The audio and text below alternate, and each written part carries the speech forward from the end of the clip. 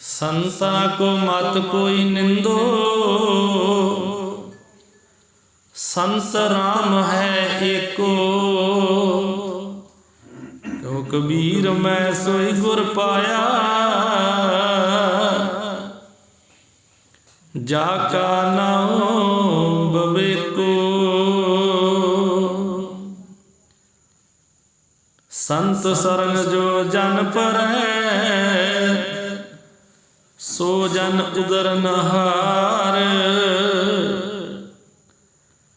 संत की निंदा नानका, बहुर बहुर अवतार। वाहिगुरु जी का खालसा, वाहिगुरु जी की फतेह। परम सत्कार जो गुरु सवारी साध संगत जी, आप जी वड्डे भागां वाले हो जो रोजाना शाम नूं श्री मान संत बाबा गुरबख्श सिंह जी धार्मिक संगीत अकैडमी अंदर सतगुरु जी दे पावन दरबार विच सज के महापुरखां दे निर्मल जीवन की कथा श्रवण करदे हो। आप जी ने कल पिछले प्रसंग विच श्रवण किया है कि संत बाबा गुरबख्श सिंह साहब जी जब्बोवाल जंडियाले तो नगर दे प्रेमी जाके लैके आए हैं। ते जदों नगर विच आए ने उस वेले पति विदेशा जो गुरुद्वारा साहब है, ये 58 सन दे विच महापुरखां ने इत्थे दीवान सजाया है। ते दीवान सजा के महापुरखां ने श्री अखंड पाठ साहब जी आरंभ करवाए ने। उपरंत तीसरे दिन भोग पे फिर दीवान सजे ने। सो पिंड दियां संगतां दे नाल महापुरखां ने सारियां दे नाल प्रेम कीता है। सब नूं आशीर्वाद दिते ने, सब दे नाल गलबात कीती है। प्रेमियां ने जिहड़े महापुरखां दे प्रेमी सी उन्हां ने वर प्राप्त कीते हन। उपरंत महापुरखे तो रात सिंघा सिंह का चबारा सी गुरुद्वारा साहब के पिछले पासे, उस चबारे विच रहे हन, रात उत्थे रहिंदे रहे। सो इदां इत्थे महापुरख श्री अखंड पाठ साहब जी दे भोग पए ना। ये नहीं भी अज आए तो तीजे दिन चल गए, इदां नहीं, कुछ दिन रहे महापुरख इत्थे। जिद्दां पहला आया आके दीवान सजाया, फिर सलाह हुई है श्री अखंड पाठ साहब जी आरंभ करिए। फिर श्री अखंड पाठ साहब जी आरंभ होए आ, फिर भोग पए आ, उदों बाद विच भी समाप्ति हुई है ते दीवान सजे आ। प्रेमी महापुरखां नूं आके मिलदे आ, सब अपने मन दीयां भावना दसदे आ ते प्रेमी संगतां जिहड़ियां वो अपने घरां विच महापुरखां नूं लैके जांदियां कि महापुरखो साडे घरे विचरण पाओ। सारे प्रेमी आके नगर निवासी जिहड़े ना वो मिले महापुरखां नूं। फिर संत जी इतों वापस चले गए जंडियाले। जंडियाले महापुरख दिल्ली भी गए आ। सो इदां फिर शिमले चले गए ने। ये प्रसंग आप जी ने कल श्रवण किया कि मेरे रामपुर निवासियों भी महापुरखों ने असीसां बख्शियां ने, मुछड़ा वालियां नूं भी। सो साध संगत जी, मुछड़ा दे विच एक आसा सिंह मिस्त्री है। वो जिन्ना चिर भी वह समा सीगा, गुरुद्वारा संतसर साहब दे विच हर साल दे विच 1 महीना फ्री लाउंदा है। इदों इलावा संत काम कराउण ते उहदे पैसे लैंदा सीगा। महापुरख उहनूं बाकी पैसे दिंदे आ, सारा साल काम करे वो पैसे लैंदा है, 1 महीने दे पैसे नहीं लैणे हुंदे। जो महापुरख जब्बोवालों चले गए ना 53 जंडियाले, वो उत्थे भी पहुँच गया है। ਤੇ ਜਿਹੜੀ ਪਹਿਲੀ ਇਮਾਰਤ ਹੈ ਨਾ ਗੁਰਦੁਆਰਾ ਸਾਹਿਬ ਜੋਤੀਸਰ ਸਾਹਿਬ ਦੀ, ਉਹ ਉਸ ਆਸਾ ਸਿੰਘ ਮਿਸਤਰੀ ਨੇ ਬਣਾਇਆ ਸੀਗਾ ਸਾਰਾ। ਆਸਾ ਸਿੰਘ ਮੁਸਲਾਂ ਵਾਲਿਆਂ ਨੇ, ਉਸ ਮਿਸਤਰੀ ਨੇ ਸਾਰੀ ਇਮਾਰਤ ਉਹ ਵੀ ਉਹਨੇ ਹੀ ਬਣਾਈ ਹੈ। ਸੋ ਇਦਾਂ ਕਪੂਰ ਸਿੰਘ ਆਪਣੇ ਨਗਰ ਦੇ ਸੀਗੇ, ਜੱਗੂ ਤਖਾਣ ਉਹ ਮੁਸਲਮਾਨ ਹੈ, ਹੋਰ ਮੁਸਲਮਾਨ ਕੁਝ ਨਗਰ ਦੇ ਸੀ ਜਿਹੜੇ ਜ਼ਿਆਦਾ ਕੰਮ ਕਰਦੇ ਸੀਗੇ।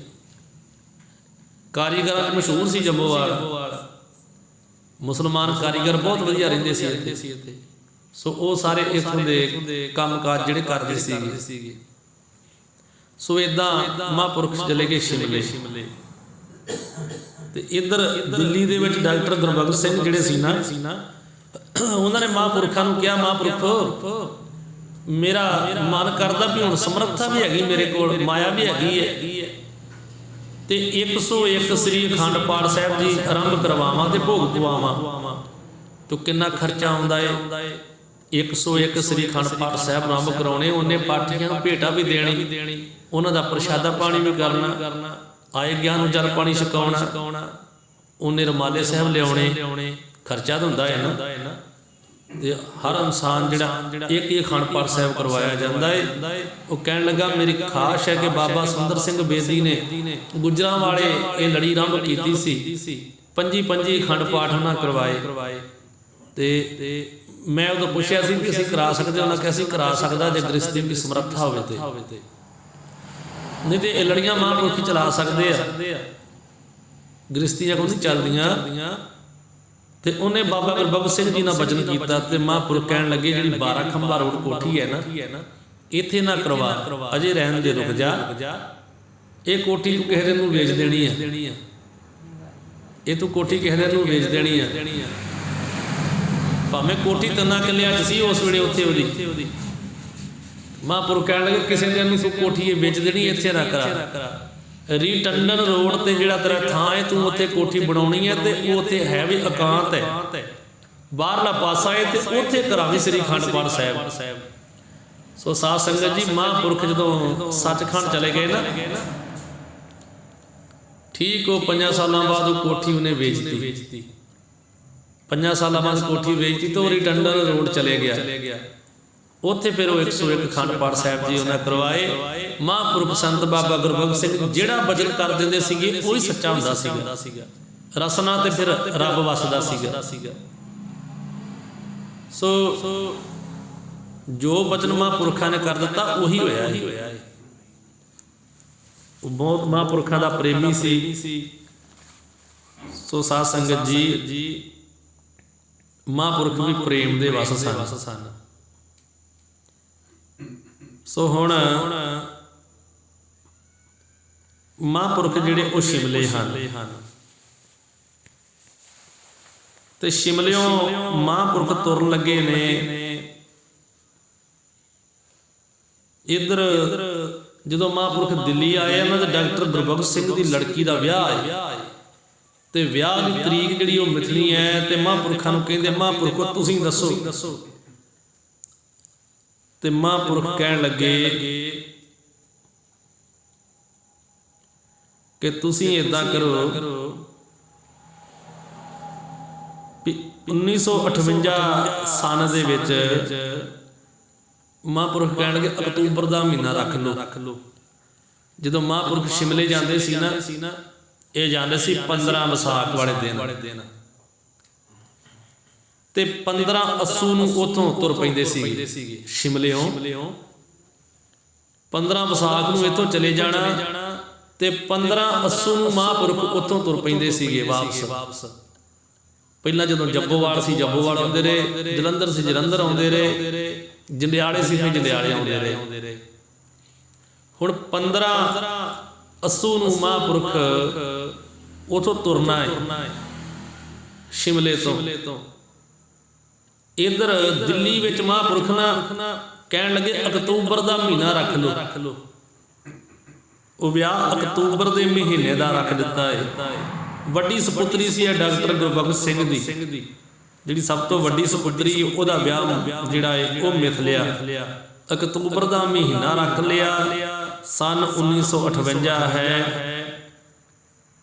ਤੇ ਸਾਰੀ ਸਲਾਹ ਦੇ ਨਾਲ ਮਹਾਂਪੁਰਖਾਂ ਦੀ ਨਾ ਇਹ ਰੱਖਿਆ ਦਿਨ। ਹੁਣ ਵਿੱਚ ਸਮਾਂ ਪਿਆ, ਧੀਆਂ ਵਾਲੇ ਜਿਹੜੇ ਹੁੰਦੇ ਨੇ ਭਾਵੇਂ ਕਿੰਨੇ ਅਮੀਰ ਹੋਣ, ਮੁੰਡੇ ਵਾਲੇ ਦੀ ਗੱਲ ਉਹਨਾਂ ਨੂੰ ਮੰਨਣੀ ਪੈਂਦੀ ਹੈ। ਕੋਈ ਵਿੱਚ ਕਾਰ ਜਾਣ ਪਿਆ ਤੇ ਉਹ ਜਿਹੜਾ ਵਿਆਹ ਹੈ ਉਹ ਅੱਗੇ ਕਰ ਦਿੱਤਾ ਇਹਨਾਂ ਨੇ।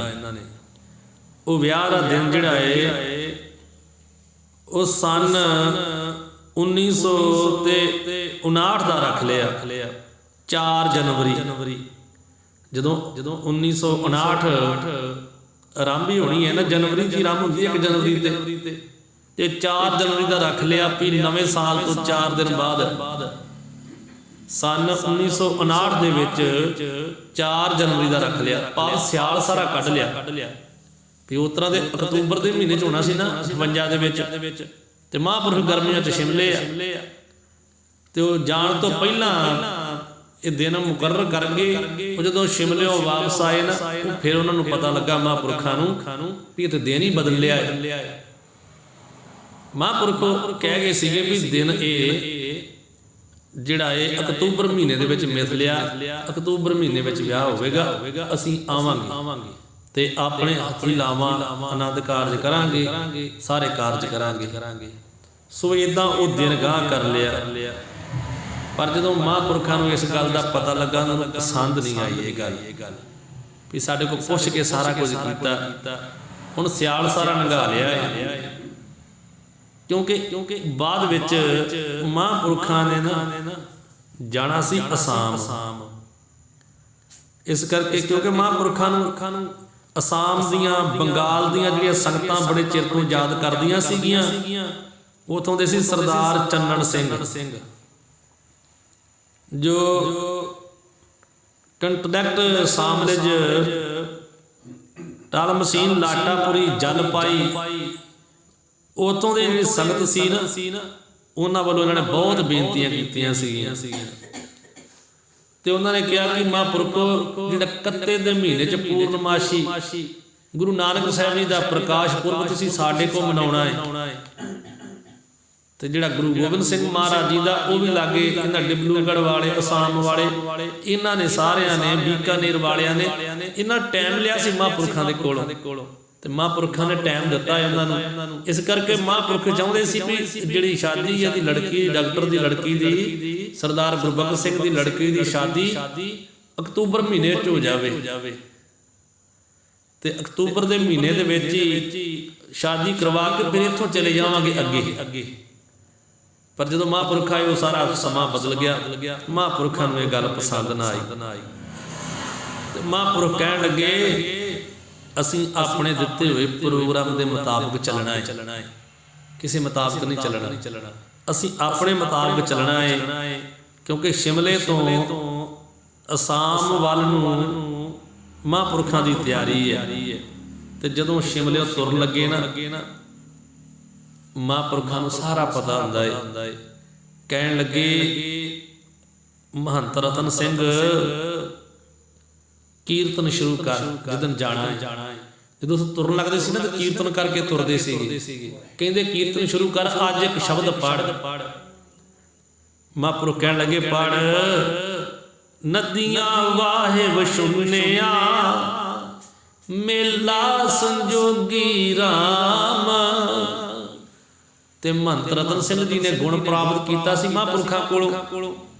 ਕੀਰਤਨ ਬਹੁਤ ਮਿੱਠਾ ਕਰਦੇ ਸੀਗੇ। ਉਹਨਾਂ ਨੇ ਬੜੇ ਵਿਰਾਗ ਭਰੇ ਮਨ ਵਿੱਚ ਇਹ ਸ਼ਬਦ ਪੜ੍ਹਿਆ। ਜਦੋਂ ਇਹ ਸ਼ਬਦ ਪੜ੍ਹਿਆ ਨਾ, ਸਾਰਿਆਂ ਦੇ ਮਨ ਵਿਰਾਗੀ ਕਰ ਦਿੱਤੇ। ਉਹ ਸੋਚਣ ਵਾਲਿਆਂ ਸਾਰਿਆਂ ਸੋਚਿਆ ਵੀ ਮਹਾਂਪੁਰਖ ਇੱਥੋਂ ਚੱਲੇ ਆ ਤਾਂ ਸ਼ਬਦ ਪੜ੍ਹਿਆ ਹੈ, ਵੀ ਇੱਥੋਂ ਚੱਲੇ ਆ ਮਹਾਂਪੁਰਖ ਤਾਂ ਸ਼ਬਦ ਪੜ੍ਹਿਆ ਹੈ, ਵੀ ਇੱਥੋਂ ਵਿਛੋੜਾ ਹੋਣ ਲੱਗਾ। ਮਹਾਂਪੁਰਖ ਚੱਲੇ ਆ ਵੀ ਇਹਨਾਂ ਫੇਰ ਹੁਣ ਸਾਲ ਬਾਅਦ ਆਉਣਾ ਹੈ।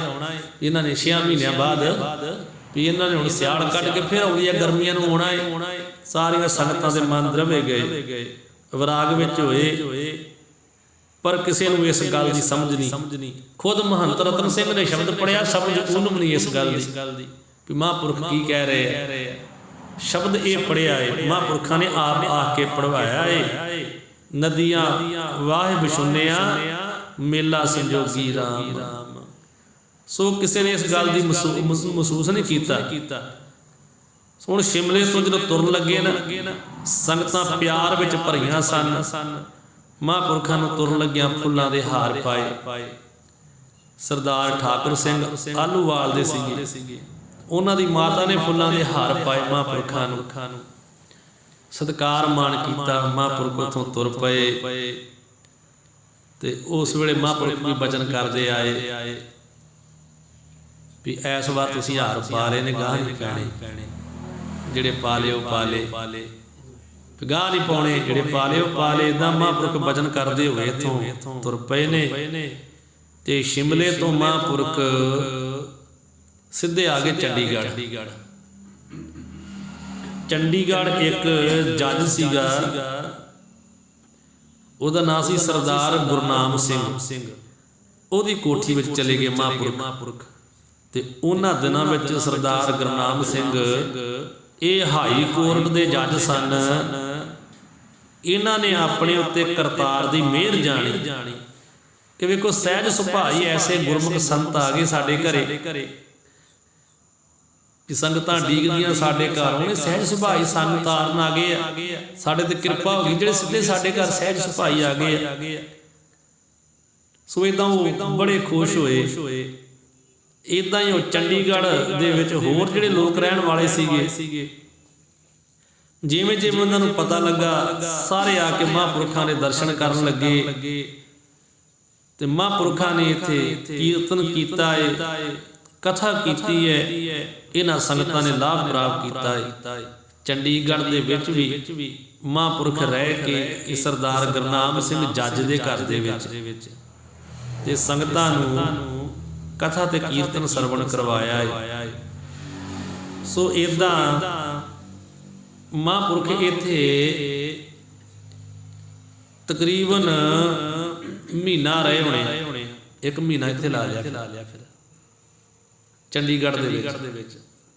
ਸਮਾਂ ਇੱਥੇ ਮਹਾਂਪੁਰਖ ਕੋਈ ਦੂਜਾ ਪ੍ਰੇਮੀ ਆ ਗਿਆ, ਦੂਜਾ ਆ ਗਿਆ, ਇੱਦਾਂ ਕੁਝ ਸਮਾਂ ਇੱਥੇ ਲੰਘਿਆ ਹੈ। ਇਹ ਤੋਂ ਫਿਰ ਚੰਡੀਗੜ੍ਹ ਤੋਂ ਮਹਾਂਪੁਰਖ ਬਾਅਦ ਵਿੱਚ ਆ ਗਏ ਨੇ ਜੰਡਿਆਲੇ। ਚੰਡੀਗੜ੍ਹੋਂ ਬੈਠੇ ਗੱਡੀ ਤੇ ਜੰਡਿਆਲੇ ਆ ਗਏ। ਉਦੋਂ ਮਹਾਂਪੁਰਖ ਜ਼ਿਆਦਾ ਟ੍ਰੇਨ ਤੇ ਆਉਂਦੇ ਸੀਗੇ। ਇੱਥੇ ਗਹਿਰੀ ਆ ਕੇ ਉਤਰਦੇ ਆ ਤੇ ਗਹਿਰੀ ਨੂੰ ਫਿਰ ਜੰਡਿਆਲੇ ਚਲੇ ਜਾਂਦੇ ਆ। ਜਦੋਂ ਆਪਣੇ ਨਗਰ ਆਉਂਦੇ ਸੀਗੇ ਉਦੋਂ ਟਾਂਗਰੇ ਉਤਰਦੇ ਸੀਗੇ ਤੇ ਆਪਣੇ ਨਗਰ ਆ ਜਾਂਦੇ ਸੀਗੇ। ਇਦਾਂ ਕਰਕੇ ਮਹਾਂਪੁਰਖ ਜ਼ਿਆਦਾ ਟ੍ਰੇਨ ਤੇ ਜਾਂਦੇ ਸੀਗੇ। ਹੁਣ ਮਹਾਂਪੁਰਖ ਇੱਥੇ ਉਤਰੇ ਗਹਿਰੀ ਨੂੰ ਚਲੇ ਗਏ ਜੰਡਿਆਲੇ ਜੋਤੀਸਰ ਸਾਹਿਬ। ਇੱਥੇ ਆ ਕੇ ਮਹਾਂਪੁਰਖ 15 ਦਿਨ ਰਹੇ, ਪੂਰੇ 15 ਦਿਨ ਜੰਡਿਆਲੇ। ਇੱਥੇ ਵੀ ਦੀਵਾਨ ਸਜਾਉਂਦੇ, ਮਹਾਂਪੁਰਖ ਕਥਾ ਕੀਰਤਨ ਕਰਦੇ ਆ ਦੋਵੇਂ ਵੇਲੇ।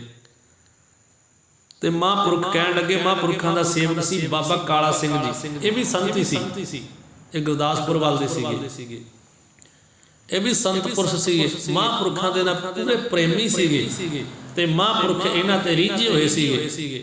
ਸਾਧੂ ਸੁਭਾਅ ਸੀਗੇ, ਕੋਈ ਨਾ ਮਨ ਵਿੱਚ ਈਰਖਾ, ਨਾ ਵੈਰ, ਨਾ ਵਿਰੋਧ, ਬੇਅੰਗਮ ਸਾਧੂ, ਪੂਰੇ ਸੰਤਾਂ ਨੂੰ ਸਮਰਪਿਤ ਸੀ। ਗੁਰੂ ਗ੍ਰੰਥ ਸਾਹਿਬ ਜੀ ਮਹਾਰਾਜ ਜੀ ਨੂੰ ਮੰਨਣ ਵਾਲੇ, ਕਿਸੇ ਦਾ ਡਰ ਭਉ ਨਾ ਰੱਖਣ ਵਾਲੇ, ਕੇਵਲ ਗੁਰੂ ਦੇ ਪਿਆਰੇ ਸੀਗੇ, ਸੰਤਾਂ ਦੇ ਆਰਡਰ ਵਿੱਚ ਹਰ ਵੇਲੇ ਰਹਿਣ ਵਾਲੇ ਸੀਗੇ। ਤੇ ਮਹਾਂਪੁਰਖ ਨੂੰ ਕਹਿਣ ਲੱਗੇ, ਬਾਬਾ ਕਾਲਾ ਸਿਆਂ ਇਦਾਂ ਕਰ, ਤੂੰ ਪਹਿਲਾਂ ਦਿੱਲੀ ਚਲ ਜਾ। ਤੇ ਮਹਾਂਪੁਰਖ ਜਿਹੜੇ ਉਹਨਾਂ ਕੋਲ ਇੱਕ ਹੁੰਦੀ ਸੀ ਰਾਈਫਲ, ਇੱਕ ਹੁੰਦਾ ਸੀ ਪਿਸਤੌਲ, ਸ਼ਸਤਰਾਂ ਦੇ ਮਹਾਂਪੁਰਖ ਸ਼ੌਂਕੀ ਸੀਗੇ, ਫੌਜੀ ਸੀ, ਆਪਣੇ ਕੋਲ ਇੱਕ ਰਿਵਾਲਵਰ ਵੀ ਰੱਖਦੇ ਸੀਗੇ, ਇੱਕ ਬੰਦੂਕ ਸੀ ਉਹ ਵੀ ਰੱਖਦੇ ਸੀਗੇ। ਤੇ ਕਹਿਣ ਲੱਗੇ, ਇਹ ਜਾ ਦਿੱਲੀ ਲੈ ਜਾ, ਦਿੱਲੀ ਵੇਚਦੇ ਵੀ ਜਾ ਕੇ। ਉਹ ਜਿਹਾ ਸਮਾਨ ਤੋਂ ਦਿੱਲੀ ਵਿਕਦਾ ਸੀਗਾ, ਇਧਰ ਕੋਈ ਘੱਟ ਹੀ ਖਰੀਦਦਾ, ਹਥਿਆਰ ਇੰਨੇ ਮਹਿੰਗੇ ਕਿੰਨੇ ਖਰੀਦਣੇ ਸੀਗੇ, ਵੀ ਉੱਥੇ ਲੈ ਜਾ, ਤੂੰ ਉੱਥੇ ਵੇਚ ਲਈ ਜਾ ਕੇ। ਨਾਲੇ ਜਿੱਧਰ ਦੀ ਕੋਈ ਚੀਜ਼ ਹੋਵੇ ਨਾ ਉੱਧਰ ਹੀ ਵਿਕਦੀ ਜਾ ਕੇ। ਉਹ ਦਿੱਲੀੋਂ ਮਿਲੀ ਸੀ ਮਹਾਂਪੁਰਖਾਂ ਨੂੰ, ਡਾਕਟਰ ਗੁਰਬਖਸ਼ ਸਿੰਘ ਜੀ ਨੇ ਦਿੱਤੀ ਸੀ ਤੋਹਫੇ ਵਜੋਂ ਮਹਾਂਪੁਰਖਾਂ ਨੂੰ। ਤੇ ਉਹ ਮਹਾਂਪੁਰਖਾਂ ਦੇ ਕੋਲ ਉਹ ਜਿਹੜੀ ਬੰਦੂਕ ਕਹਿੰਦੇ, ਬਾਬਾ ਕਾਲਾ ਸਿਆਂ ਤੂੰ ਲੈ ਜਾ ਤੇ ਜਾ ਕੇ ਤੇ ਦਿੱਲੀ ਵੇਚਦੇ ਨੂੰ। ਦਿੱਲੀ ਵੇਚ ਕੇ ਤੇ ਸਟੇਸ਼ਨ ਤੇ ਇਸ ਦਿਨ ਆ ਜਾਵੀਂ, ਇਧਰੋਂ ਅਸੀਂ ਤੁਰ ਪਵਾਂਗੇ। ਜਦੋਂ ਦਿੱਲੀ ਪਹੁੰਚਾਂਗੇ ਤੂੰ ਉੱਥੇ ਸਟੇਸ਼ਨ ਤੇ ਆ ਜੀ, ਉੱਥੇ ਸਾਡੇ ਨਾਲ ਬੈਠ ਜਾਵੀਂ, ਆਪਾਂ ਗਾੜੀ ਅਸਾਮ ਨੂੰ ਜਾਣਾ ਹੈ। ਇਦਾਂ ਮਹਾਂਪੁਰਖਾਂ ਨੇ ਮਤਾ ਬਣਾ ਲਿਆ। ਇੱਕ ਵਾਰੀ ਕਹਿੰਦੇ ਵੀ ਕਿਤੇ ਮਹਾਂਪੁਰਖ ਨਾ ਗੱਡੀ 'ਚ ਸਫ਼ਰ ਕਰਨ ਜਾ ਰਹੇ ਸੀਗੇ, ਉਧਰੋਂ ਗੱਡੀ ਆ ਗਈ ਤੇ ਟਿਕਟ ਨਾ ਲਈ ਗਈ। ਇਹ ਮਹਾਂਪੁਰਖਾਂ ਦੇ ਨਾਲ ਦੇ ਸਾਥੀ ਦੱਸਦੇ ਸੀਗੇ ਵੀ ਦਿੱਲੀ ਨੂੰ ਜਾਣ ਡਏ ਤੇ ਕਿਤੇ ਉਹ ਰਸਤੇ ਵਿੱਚ ਕਿਤੇ ਚੜੇ ਤੇ ਟਿਕਟ ਨਾ ਲਈ ਗਈ। ਕਹਿੰਦੇ ਵੀ ਚੱਲ ਇਦਾਂ ਕਰਾਂਗੇ, ਟਿਕਟ ਅੱਗੇ ਜਾ ਕੇ ਲੈ ਲਾਂਗੇ, ਹੁਣ ਗੱਡੀ ਲੰਘ ਚੱਲੀਏ, ਬਹਿ ਜਾਈਏ। ਮੌਕੇ ਸੁਰ ਪਹੁੰਚੇ ਤੇ ਗੱਡੀ ਦੇ ਵਿੱਚ ਬਹਿ ਕੇ ਤੇ ਟੀਟੀ ਆ ਗਿਆ। ਉਹ ਕਹਿਣ ਲੱਗਾ ਜੀ ਟਿਕਟ। ਮਹਾਂਪੁਰਖ ਕਹਿੰਦੇ ਵੀ ਸਾਡੇ ਕੋਲ ਲਈ ਨਹੀਂ ਗਈ ਟਿਕਟ ਵੀਰ, ਗੱਡੀ ਆ ਗਈ ਸੀ ਦੇ ਵਿੱਚ ਬਹਿ ਗਏ ਆ, ਟਿਕਟ ਲਈ ਨਹੀਂ ਗਈ ਤੇ ਕੋਈ ਨਹੀਂ, ਅੱਗੇ ਜਾ ਕੇ ਲੈ ਲਾਂਗੇ, ਪੈਸੇ ਭਰ ਦਿਆਂਗੇ। ਉਹ ਆਖਣ ਲੱਗਾ ਨਹੀਂ, ਤੁਹਾਨੂੰ ਜੁਰਮਾਨਾ ਪੈਣਾ ਹੈ, ਪੈਸੇ ਕੱਢੋ, ਤੁਹਾਨੂੰ ਜੁਰਮਾਨਾ ਪੈਣਾ ਹੈ।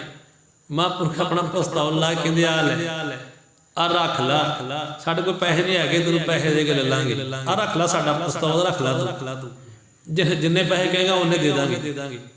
ਦਿੱਲੀ ਜਾਣਾ ਤੈਨੂੰ ਜਾ ਕੇ ਪੈਸੇ ਦੇ ਦਿਆਂਗੇ, ਅਜੇ ਸਾਡੇ ਕੋਲ ਜਿੰਨਾ ਤੂੰ ਜੁਰਮਾਨਾ ਪਾਉਂਦਾ ਇਹਨੇ ਪੈਸੇ ਨਹੀਂ ਹੈਗੇ, ਸਾਡੇ ਕੋਲ ਪੈਸੇ ਟਿਕਟਾਂ ਜੋਗੇ ਹੈਗੇ ਆ, ਥੋੜੇ ਆ ਪੈਸੇ ਵੀ ਤੂੰ ਲੈ ਲਾ ਵੀਰ, ਜਿੰਨੇ ਲੈਣੇ ਤੂੰ ਲੈ ਲਾ।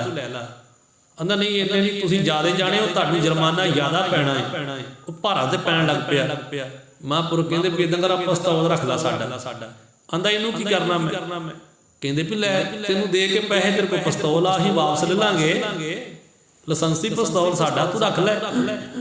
ਜਦੋਂ ਤੈਨੂੰ ਪੈਸੇ ਦੇਵਾਂਗੇ ਦਿੱਲੀ ਜਾ ਕੇ ਤੇਰੇ ਕੋਲ ਪਿਸਤੌਲ ਲੈ ਲਾਂਗੇ। ਉਹ ਸੋਚਾਂ 'ਚ ਪੈ ਗਿਆ। ਕਹਿੰਦਾ ਵੀ ਮੈਂ ਤੁਹਾਨੂੰ ਜਾਣਦਾ ਨਹੀਂ, ਬੁੱਝਦਾ ਨਹੀਂ, ਤੁਸੀਂ ਮੈਨੂੰ ਇੰਨਾ ਮਹਿੰਗਾ ਪਿਸਤੌਲ ਕਿਉਂ ਦੇਈ ਜਾਂਦੇ ਜੇ? ਮਹਾਂਪੁਰਖ ਕਹਿੰਦੇ ਜੇ ਤੂੰ ਪੈਸੇ ਮੰਗਦਾ ਉਹਨੇ ਸਾਡੇ ਕੋਲ ਪੈਸੇ ਨਹੀਂ ਹੈਗੇ, ਵੇ ਸਾਡੇ ਕੋਲ ਪੈਸੇ ਹੈਗੇ ਆ, ਉਹ ਜਿੰਨੇ ਹੈਗੇ ਤੈਨੂੰ ਦੇ ਦਿੰਦੇ ਆ, ਪਰ ਜਿੰਨੇ ਤੂੰ ਮੰਗਣ ਡਿਆ ਉਹਨੇ ਸਾਡੇ ਕੋਲ ਨਹੀਂ, ਬਹੁਤਾ ਤੂੰ ਜੁਰਮਾਨਾ ਕਹਿਣ ਡਿਆ, ਨਾਲੇ ਸਾਡਾ ਕਸੂਰ ਕੋਈ ਨਹੀਂ, ਭੱਜ ਕੇ ਗੱਡੀ ਚੜੇ ਆ। ਤੇ ਉਹ ਕਹਿਣ ਲੱਗਾ ਚਲੋ ਠੀਕ ਹੈ, ਤੁਸੀਂ ਮੈਨੂੰ ਪੈਸੇ ਉੱਥੇ ਦੇ ਦਿਓ। ਕਿੱਥੇ ਮਿਲੋਗੇ? ਮਹਾਂਪੁਰਖ ਕਹਿੰਦੇ ਸਰਦਾਰ ਕਰਨੈਲ ਸਿੰਘ ਜੀ, ਜਿਹੜਾ ਛਿਜੋਵੱਡੀ ਵਾਲਾ, ਉਹਦੀ ਕੋਠੀ ਆ ਜਾਵੀਂ, ਉਹਦੀਆਂ ਲੱਤਾਂ ਕੰਬਣ ਲੱਗ ਪਈਆਂ। ਜਦੋਂ ਕਰਨੈਲ ਸਿੰਘ ਦਾ ਨਾਂ ਲਿਆ ਨਾ ਛਿਜੋਵੱਡੀ ਵਾਲੇ ਦਾ, ਟੀਟੀ ਜਦੋਂ ਲੱਤਾਂ ਕੰਬਣ ਲੱਗ ਪਈਆਂ। ਕਹਿੰਦਾ ਮਾਂ ਪਿਸਤੌਲ ਉਹਨੇ ਫੜ ਲਿਆ ਸੀ ਹੱਥ ਵਿੱਚ, ਕਹਿੰਦਾ ਰੱਖੋ ਪਿਸਤੌਲ, ਮੈਨੂੰ ਨਹੀਂ ਟਿਕਟਾਂ ਦੀ ਲੋੜ, ਮੈਂ ਟਿਕਟ ਤੁਹਾਨੂੰ ਟਿਕਟਾਂ ਦੇ ਪੈਸੇ ਨਹੀਂ ਲੈਣੇ। ਉਹ ਕਹਿੰਦੇ ਉਸੇ ਵੇਲੇ ਖਿਸ ਗਿਆ ਲਾਗੂ, ਕੋਈ ਕੰਮ ਹੋਰ ਹੋ ਤੇ ਮੈਨੂੰ ਦੱਸਿਓ। ਉਹ ਨਾਂ ਹੀ ਲਿਆ ਮਹਾਂਪੁਰਖਾਂ ਨੇ ਕਿ ਉੱਥੇ ਦੀ ਕੋਠੀ ਆ ਜਾਵੀਂ, ਉਹਦੀ ਕੋਠੀ ਜਾਣਾ ਸੀ ਸਰਦਾਰ ਕਰਨੈਲ ਸਿੰਘ ਦੀ, ਉੱਥੇ ਆ ਜਾਵੀਂ। ਕਰਨੈਲ ਸਿੰਘ ਦਾ ਨਾਂ ਲਿਆ, ਕੰਬਣ ਲੱਗ ਪਿਆ। ਕਹਿੰਦਾ ਨਹੀਂ ਕਿਉਂ ਮਰਵਾਉਣਾ ਸਾਨੂੰ? ਕਹਿੰਦਾ ਅਸੀਂ ਪੈਸੇ, ਟਿਕਟ ਦੇ ਪੈਸੇ ਨਹੀਂ ਤੁਹਾਡੇ ਕੋਲ ਲੈਣੇ, ਤੁਸੀਂ ਫ੍ਰੀ ਜਾਓ। ਸੋ ਵੈਸੇ ਮਹਾਂਪੁਰਖ ਸੀ, ਉਹ ਕਹਿੰਦੇ ਵੀ ਰਫਲ ਪਹਿਲਾਂ ਬਾਬਾ ਕਾਲਾ ਸਿੰਘ ਵੇਚ ਆਵੀਂ। ਤੇ ਬਾਬਾ ਕਾਲਾ ਸਿੰਘ ਜੀ ਉਹ ਮਹਾਂਪੁਰਖਾਂ ਦੇ ਇੰਨੇ ਪ੍ਰੇਮੀ ਸੀ, ਜੋ ਹੁਕਮ ਕਰਦੇ ਨੇ ਉਸੇ ਵੇਲੇ ਤਿਆਰ। ਉਹਨਾਂ ਨੇ ਉਸੇ ਵੇਲੇ ਰਫਲ ਫੜ ਲਈ। ਇਹ ਨਹੀਂ ਆਖਿਆ ਵੀ ਰਾਹ ਵਿੱਚ ਕਿਸੇ ਨੇ ਪੁੱਛ ਲਿਆ ਵੀ ਤੇਰਾ ਲਾਇਸੈਂਸ ਕਿੱਥੇ, ਤਾਂ ਮੈਂ ਕੀ ਕਹੂੰਗਾ, ਇਹ ਨਹੀਂ ਗੱਲ ਆਖੀ। ਉਸੇ ਵੇਲੇ ਰਫਲ ਫੜ ਲਈ ਹੈ। ਇਹ ਨਹੀਂ ਸੋਚਿਆ ਵੀ ਰਾਹ ਵਿੱਚ ਮੈਨੂੰ ਕੁਝ ਫੜ ਲਵੇਗਾ, ਕਿਉਂਕਿ ਲਾਇਸੈਂਸ ਦੇ ਮਹਾਂਪੁਰਖਾਂ ਕੋਲ ਹੈ ਨਾ, ਪਿਸਤੌਲ ਮਹਾਂਪੁਰਖਾਂ ਦੇ ਗਲ ਵਿੱਚ ਹੈ। ਉਹ ਰਫਲ ਫੜ ਲਈ ਬਾਬਾ ਕਾਲਾ ਸਿੰਘ ਜੀ ਨੇ ਤੇ ਉਹ ਪਹੁੰਚ ਗਏ। ਤੇ ਜਦੋਂ ਗਏ ਨਾ ਜਾ ਕੇ ਪਤਾ ਲੱਗਾ ਤੇ ਉਹ ਡਾਕਟਰ ਗੁਰਬਖਸ਼ ਸਿੰਘ ਜੀ ਕਹਿਣ ਲੱਗੇ ਕਿਉਂ ਰਫਲ ਵੇਚਦੇ ਹੋ? ਕਹਿਣ ਲੱਗੇ ਜੀ ਮਹਾਂਪੁਰਖਾਂ ਦਾ ਹੁਕਮ ਹੈ। ਉਹ ਆਖਣ ਲੱਗੇ ਨਹੀਂ, ਨਾ ਵੇਚੋ, ਅਸੀਂ ਤੋਹਫੇ ਵਜੋਂ ਦਿੱਤੀ ਹੈ ਮਹਾਂਪੁਰਖਾਂ ਨੂੰ ਰਫਲ, ਤੇ ਨਾ ਵੇਚੋ, ਅਸੀਂ ਵਿਕਦੀ ਹੋਈ ਵੇਖ ਨਹੀਂ ਸਕਦੇ, ਅਸੀਂ ਤੇ ਮਹਾਂਪੁਰਖਾਂ ਨੂੰ ਦਿੱਤੀ ਹੈ ਸ਼ਾਨ ਵਾਸਤੇ, ਮਹਾਂਪੁਰਖ ਆਪਣੇ ਕੋਲ ਰੱਖਣ, ਜੇ ਕੋਈ ਲੋੜ ਹੋਰ ਵੀ ਹੈ ਤਾਂ ਅਸੀਂ ਕਰ ਦਿੰਦੇ ਆ, ਪਰ ਰਫਲ ਨਾ ਵੇਚੋ, ਰਹਿਣ ਦਿਓ, ਅਸੀਂ ਮਹਾਂਪੁਰਖਾਂ ਨੂੰ ਕਹਿ ਦਿਆਂਗੇ। ਤੇ ਬਾਬਾ ਕਾਲਾ ਸਿੰਘ ਜੀ ਨੂੰ ਪਤਾ ਹੈ ਵੀ ਮਹਾਂਪੁਰਖਾਂ ਦਾ ਤੇ ਡਾਕਟਰ ਗੁਰਬਖਸ਼ ਸਿੰਘ ਜੀ ਦਾ ਆਪਸ ਵਿੱਚ ਬੜਾ ਪਿਆਰ ਹੈ। ਉਹਨਾਂ ਨੇ ਫਿਰ ਨਾ ਵੇਚੀ ਤੇ ਨਾਲ ਉਹਨਾਂ ਦੱਸਿਆ ਬਾਬੇ ਕਾਲਾ ਸਿੰਘ ਜੀ ਨੇ ਵੀ ਮਹਾਂਪੁਰਖਾਂ ਤੋਂ ਤੁਹਾਡੀ ਬੇਟੀ ਦੇ ਵਿਆਹ ਵਿੱਚ ਸ਼ਾਮਲ ਨਹੀਂ ਹੋਇਆ ਜਾਣਾ, ਕਿਉਂਕਿ ਮਹਾਂਪੁਰਖ ਕਿਸੇ ਇੱਕ ਨੂੰ ਪਹਿਲ ਨਹੀਂ ਦਿੰਦੇ। ਜਿਹੜੇ ਸਮਾਗਮ ਪਹਿਲਾਂ ਮਿੱਥੇ ਹੁੰਦੇ ਉੱਥੇ ਉਹਨਾਂ ਜਾਣਾ ਹੁੰਦਾ ਹੈ। ਉਹਨਾਂ ਨੇ ਪਹਿਲਾਂ ਜਾਣਾ ਹੈ। ਹੁਣ ਜਾ ਕੇ ਗੁਰੂ ਨਾਨਕ ਸਾਹਿਬ ਜੀ ਦਾ ਪ੍ਰਕਾਸ਼ ਪੁਰਬ ਮਨਾ ਕੇ ਤੇ ਫਿਰ ਗੁਰੂ ਗੋਬਿੰਦ ਸਿੰਘ ਜੀ ਦਾ ਪ੍ਰਕਾਸ਼ ਪੁਰਬ ਮਨਾ ਕੇ ਤੇ ਫਿਰ ਆਉਣਾ ਹੈ। ਜਿੱਥੇ ਸੰਗਤਾਂ ਨੂੰ ਸਮਾਂ ਦਿੱਤਾ ਉੱਥੇ ਪਹੁੰਚਣਾ ਹੈ। ਤੇ ਇਸ ਕਰਕੇ ਜਦੋਂ ਗੁਰੂ ਗੋਬਿੰਦ ਸਿੰਘ ਜੀ ਦਾ ਪ੍ਰਕਾਸ਼ ਪੁਰਬ ਉਹਦੇ ਨਾਲ ਹੀ ਤੇ ਵਿਆਹ ਦਾ ਦਿਨ ਹੈ, ਇਸ ਕਰਕੇ ਮਹਾਂਪੁਰਖ ਉਦੋਂ ਆ ਨਹੀਂ ਸਕਦੇ। ਸੋ ਇਦਾਂ ਜਦੋਂ ਡਾਕਟਰ ਗੁਰਬਖਸ਼ ਸਿੰਘ ਜੀ ਨੂੰ ਪਤਾ ਲੱਗਾ ਤੇ ਡਾਕਟਰ ਗੁਰਬਖਸ਼ ਸਿੰਘ ਜੀ ਉਹਦੇ ਨਿੰਮੂ ਝਾਣੇ ਜੋ ਹੋ ਜਾਂਦਾ ਨਾ ਬੰਦਾ ਕਿ ਹੈ ਵੀ ਮਹਾਂਪੁਰਖ ਸਾਡੇ ਪ੍ਰੇਮੀ ਉਹ ਆ ਨਹੀਂ ਸਕਣਗੇ। ਸਾਰੇ ਦਿੱਲੀ ਨਿਵਾਸੀ ਜਾਣਦੇ ਆ ਵੀ ਡਾਕਟਰ ਗੁਰਬਖਸ਼ ਸਿੰਘ ਜੀ ਨਾਲ ਗੂੜਾ ਪ੍ਰੇਮ ਹੈ ਮਹਾਂਪੁਰਖਾਂ ਦਾ। ਸਭ ਨੇ ਪੁੱਛਣਾ ਵੀ ਮਹਾਂਪੁਰਖ ਨਹੀਂ ਆਏ ਤੇ ਇਹਨਾਂ ਦੀ ਡਾਕਟਰ ਸਾਹਿਬ ਦੀ ਘਰ ਵਾਲੀ ਸ਼ਾਇਦ ਉਹਦਾ ਨਾਂ ਕਿਰਪਾਲ ਕੌਰ ਸੀਗਾ। ਜਦੋਂ ਉਹਨੂੰ ਪਤਾ ਲੱਗਾ ਵੀ ਮਹਾਂਪੁਰਖਾਂ ਨੇ ਨਹੀਂ ਆਉਣਾ, ਉਹ ਹੈਰਾਨੀ ਦੀ ਉਹਦੀ ਵੀ ਹੱਦ ਨਾ ਰਹੀ ਹੈ ਤੇ ਉਹ ਮਾਯੂਸੀ ਜੀ ਹੋ ਗਈ, ਉਦਾਸ ਹੋ ਗਈ ਹੈ। ਤੇ ਬਾਅਦ ਵਿੱਚ ਕਹਿਣ ਲੱਗੀ ਵੀ ਮਹਾਂਪੁਰਖਾਂ ਨੇ ਸਟੇਸ਼ਨ ਤੇ ਰੁਕਣਾ ਹੈ ਤੇ ਇੱਥੋਂ ਅੱਗੇ ਅਸਾਮ ਜਾਣਾ ਹੈ। ਤੇ ਬਾਬਾ ਕਾਲਾ ਸਿੰਘ ਜੀ ਕਹਿਣ ਲੱਗੇ ਹਾਂ। ਆਖਣ ਲੱਗੀ ਫਿਰ ਰਸਤੇ ਵਿੱਚ ਪ੍ਰਸ਼ਾਦੇ ਦੀ ਲੋੜ ਹੋਵੇਗੀ। ਉਹਨੇ ਪ੍ਰਸ਼ਾਦੇ ਪਕਾਉਣੇ ਸ਼ੁਰੂ ਕੀਤੇ ਆ ਵੀ ਮਹਾਂਪੁਰਖਾਂ ਨੂੰ ਜਾ ਕੇ ਤੇ ਮੈਂ ਪ੍ਰਸ਼ਾਦਾ ਦੇਵਾਂਗੀ ਸਟੇਸ਼ਨ ਤੇ। ਜਦੋਂ ਤੁਸੀਂ ਚੜ੍ਹਨਾ ਨਾ ਨਾਲ ਉਹਨਾਂ ਦੇ, ਮੈਂ ਉਹਨਾਂ ਨੂੰ ਪ੍ਰਸ਼ਾਦਾ ਦੇਵਾਂਗੀ, ਰਸਤੇ ਦੇ ਵਿੱਚ ਛਕ ਲੈਣਗੇ। ਤੇ ਉਸੇ ਵੇਲੇ ਪ੍ਰਸ਼ਾਦਾ ਤਿਆਰ ਕੀਤਾ। ਇਹ ਮਨ ਵਿੱਚ ਉਹਦਾ ਉਦਾਸੀ ਜ਼ਰੂਰ ਆ ਗਈ ਹੈ ਕਿ ਸਾਡੀ ਬੇਟੀ ਦਾ ਵਿਆਹ ਹੈ, ਮਹਾਂਪੁਰਖ ਨਹੀਂ ਆਉਣਗੇ। ਪਰ ਫਿਰ ਪ੍ਰਸ਼ਾਦਾ ਤਿਆਰ ਕਰਕੇ ਤੇ ਸਾਰਾ ਹੀ ਪਰਿਵਾਰ, ਉਹਦੀਆਂ ਧੀਆਂ ਵੀ ਤੇ ਉਹ ਆਪ ਵੀ, ਡਾਕਟਰ ਵੀ, ਉਹਦੀ ਘਰ ਵਾਲੀ ਵੀ, ਸਾਰਾ ਪਰਿਵਾਰ ਬਾਬਾ ਕਾਲਾ ਸਿੰਘ ਦੇ ਨਾਲ ਉਹ ਸਟੇਸ਼ਨ ਤੇ ਆ ਗਏ ਮਹਾਂਪੁਰਖਾਂ ਨੂੰ ਮਿਲਣ ਵਾਸਤੇ। ਜਦੋਂ ਗੱਡੀ ਉੱਥੇ ਰੁਕੀ ਹੈ, ਦਿੱਲੀ ਕੁਝ ਸਮਾਂ ਗੱਡੀ ਰੁਕਦੀ ਹੈ। ਜਦੋਂ ਗੱਡੀ ਰੁਕੀ, ਡੱਬੇ ਦੇ ਕੋਲ ਜਦੋਂ ਪਤਾ ਲੱਗਾ ਮਹਾਂਪੁਰਖ ਇੱਥੇ ਆ, ਬਾਬਾ ਕਾਲਾ ਸਿੰਘ ਜੀ ਨਾਲ ਪਹੁੰਚੇ। ਜਦੋਂ ਪਹੁੰਚੇ ਨਾ ਤੇ ਡਾਕਟਰ ਗੁਰਬਖਸ਼ ਸਿੰਘ ਜੀ ਨੇ ਮਹਾਂਪੁਰਖਾਂ ਅੱਗੇ ਬੇਨਤੀ ਕੀਤੀ। ਪਹਿਲਾਂ ਫਤਿਹ ਗਜਾਈ ਹੈ ਤੇ ਕਹਿਣ ਲੱਗੇ ਮਹਾਂਪੁਰਖੋ, ਆਪ ਜੀ ਦੀ ਸਪੁੱਤਰੀ ਦੀ ਸ਼ਾਦੀ ਹੈ, ਮੇਰੀ ਨਹੀਂ, ਤੁਹਾਡੀ ਹੈ ਤੇ ਆਪ ਜੀ ਨੂੰ ਜ਼ਰੂਰ ਆਉਣਾ ਬਣਦਾ। ਮਹਾਂਪੁਰਖੋ ਕਿਰਪਾ ਕਰੋ, ਜ਼ਰੂਰ ਆਓ। ਵੀ ਲੜਕੀ ਮੇਰੀ ਨਹੀਂ, ਤੁਹਾਡੀ ਹੈ ਤੇ ਤੁਹਾਡਾ ਜ਼ਰੂਰ ਆਉਣਾ ਬਣਦਾ। ਮਹਾਂਪੁਰਖੋ ਤੁਸੀਂ ਜ਼ਰੂਰ ਆਓ। ਤੇ ਅੱਗੋਂ ਮਹਾਂਪੁਰਖਾਂ ਨੇ ਵਚਨ ਕੀਤਾ, ਕਹਿਣ ਲੱਗੇ ਸਾਡੀ ਮਜਬੂਰੀ ਹੈ ਡਾਕਟਰ ਸਾਹਿਬ ਜੀ, ਸਾਡੀ ਮਜਬੂਰੀ ਹੈ।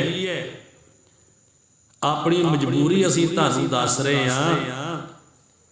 ਅਸੀਂ ਸਰੀਰ ਕਰਕੇ ਤੇ ਭਾਵੇਂ ਵਿਆਹ ਦੇ ਵਿੱਚ ਸ਼ਾਮਲ ਨਹੀਂ ਹੋ ਸਕਦੇ, ਪਰ ਮਨ ਕਰਕੇ ਅਸੀਂ ਵਿੱਚ ਸ਼ਾਮਲ ਹੋਵਾਂਗੇ। ਮਨ ਕਰਕੇ ਅਸੀਂ ਵਿੱਚ ਸ਼ਾਮਲ ਹੋਵਾਂਗੇ। ਗੁਰੂ ਦੇ ਆਸਰੇ ਸਾਰਾ ਕਾਰਜ ਜਿਹੜਾ ਏ ਉਹ ਨਿਭਾਉਣਾ ਕਰੀਏ। ਅਸੀਂ ਵਿੱਚ ਸ਼ਾਮਲ ਹੋਵਾਂਗੇ, ਸਰੀਰ ਕਰਕੇ ਨਾ ਹੋਏ, ਮਨ ਕਰਕੇ ਹੋਵਾਂਗੇ। ਇਦਾਂ ਕਿਹਾ ਮਹਾਂਪੁਰਖਾਂ ਨੇ। ਇਦਾਂ ਸੁਣ ਕੇ ਤੇ ਡਾਕਟਰ ਗੁਰਬਖਸ਼ ਸਿੰਘ ਜੀ ਕਹਿਣ ਲੱਗੇ, ਮਹਾਂਪੁਰਖੋ ਇਹ ਆਪ ਜੀ ਦੀ ਬੱਚੀ ਹੈ, ਜਿਵੇਂ ਹੁਕਮ ਹੋਵੇਗਾ ਆਪ ਜੀ ਦਾ ਕਰਾਂਗੇ ਅਸੀਂ ਉਦਾਂ ਹੀ, ਕਿਉਂਕਿ ਬੱਚੀ ਤੁਹਾਡੀ ਹੈ। ਜੋ ਤੁਸੀਂ ਹੁਕਮ ਕਰੋਗੇ ਕਰਾਂਗੇ ਅਸੀਂ ਹੁਣ ਉਹੀ। ਪਰ ਡਾਕਟਰ ਸਾਹਿਬ ਦੀ ਸਰਦਾਰਨੀ ਮਨ ਉਦਾਸ ਹੈ, ਮਾਯੂਸੀ ਹੈ ਇਹਨਾਂ ਦੇ ਮਨ ਉੱਤੇ।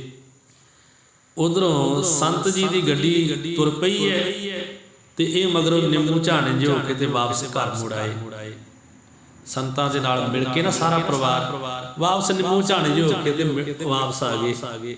ਮਹਾਂਪੁਰਖ ਕਹਿੰਦੇ ਤੁਸੀਂ ਦਿਨ ਨਹੀਂ ਸੀ ਬਦਲਣਾ, ਅਸਾਂ ਦਿਨ ਉਸ ਹਿਸਾਬ ਨਾਲ ਤੁਹਾਨੂੰ ਦਿੱਤਾ ਸੀਗਾ ਵੀ ਇੱਧਰੋਂ ਵੀ ਹੋ ਜਾਵਾਂਗੇ ਤੇ ਗਾੜੀ ਵੀ ਸਾਰੇ ਪ੍ਰੇਮੀਆਂ ਨੂੰ ਮਿਲਾਵਾਂਗੇ, ਕਿਉਂਕਿ ਮਹਾਂਪੁਰਖ ਜਾਣਦੇ ਆ ਸਾਰਾ ਕੁਝ।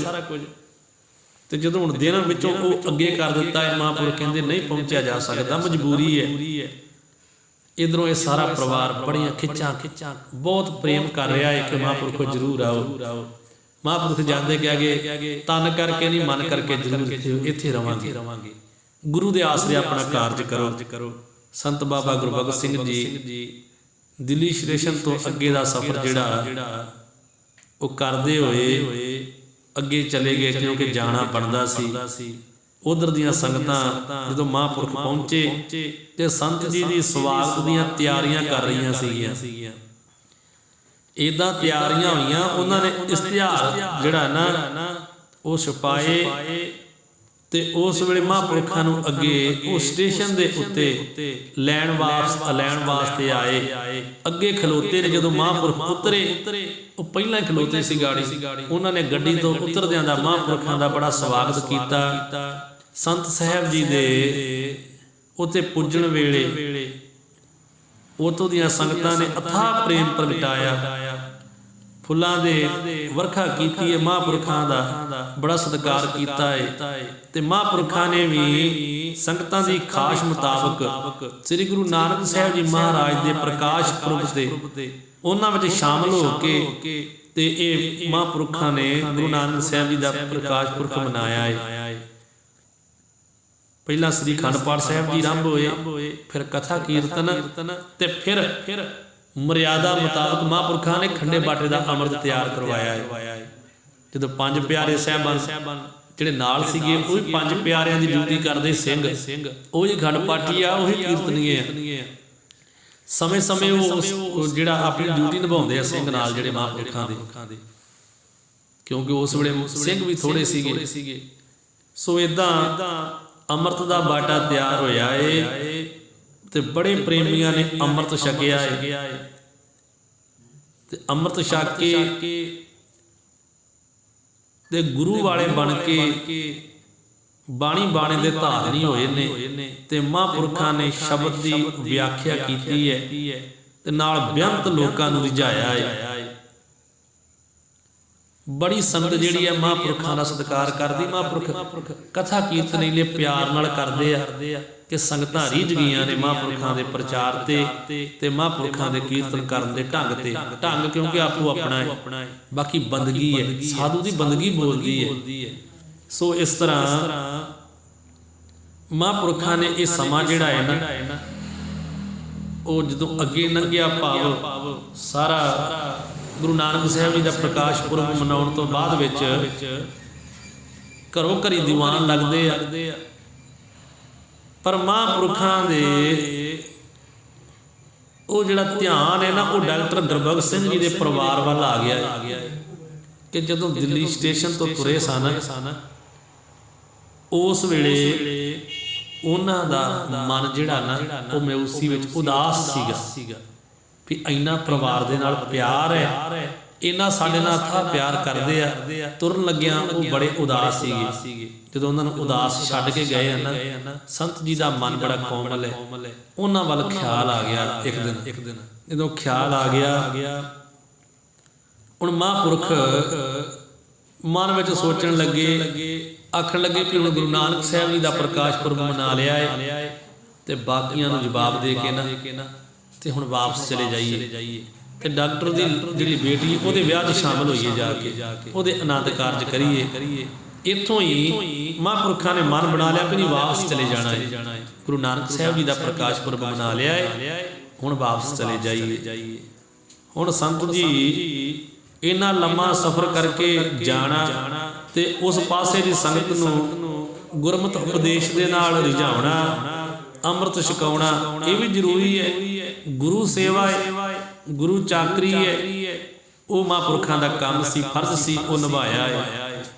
ਪਰ ਆਪ ਜੀ ਨੇ ਬਾਕੀ ਸਮੇਂ ਦੇ ਪ੍ਰੋਗਰਾਮ ਸਾਰੇ ਕੈਂਸਲ ਕਰਤੇ ਤੇ ਦਿੱਲੀ ਜਾਣਾ ਦੱਸਿਆ ਵੀ ਹੁਣ ਆਪਾਂ ਜਥੇ ਨੂੰ ਕਹਿਤਾ ਵੀ ਆਪਾਂ ਦਿੱਲੀ ਜਾਣਾ ਹੈ।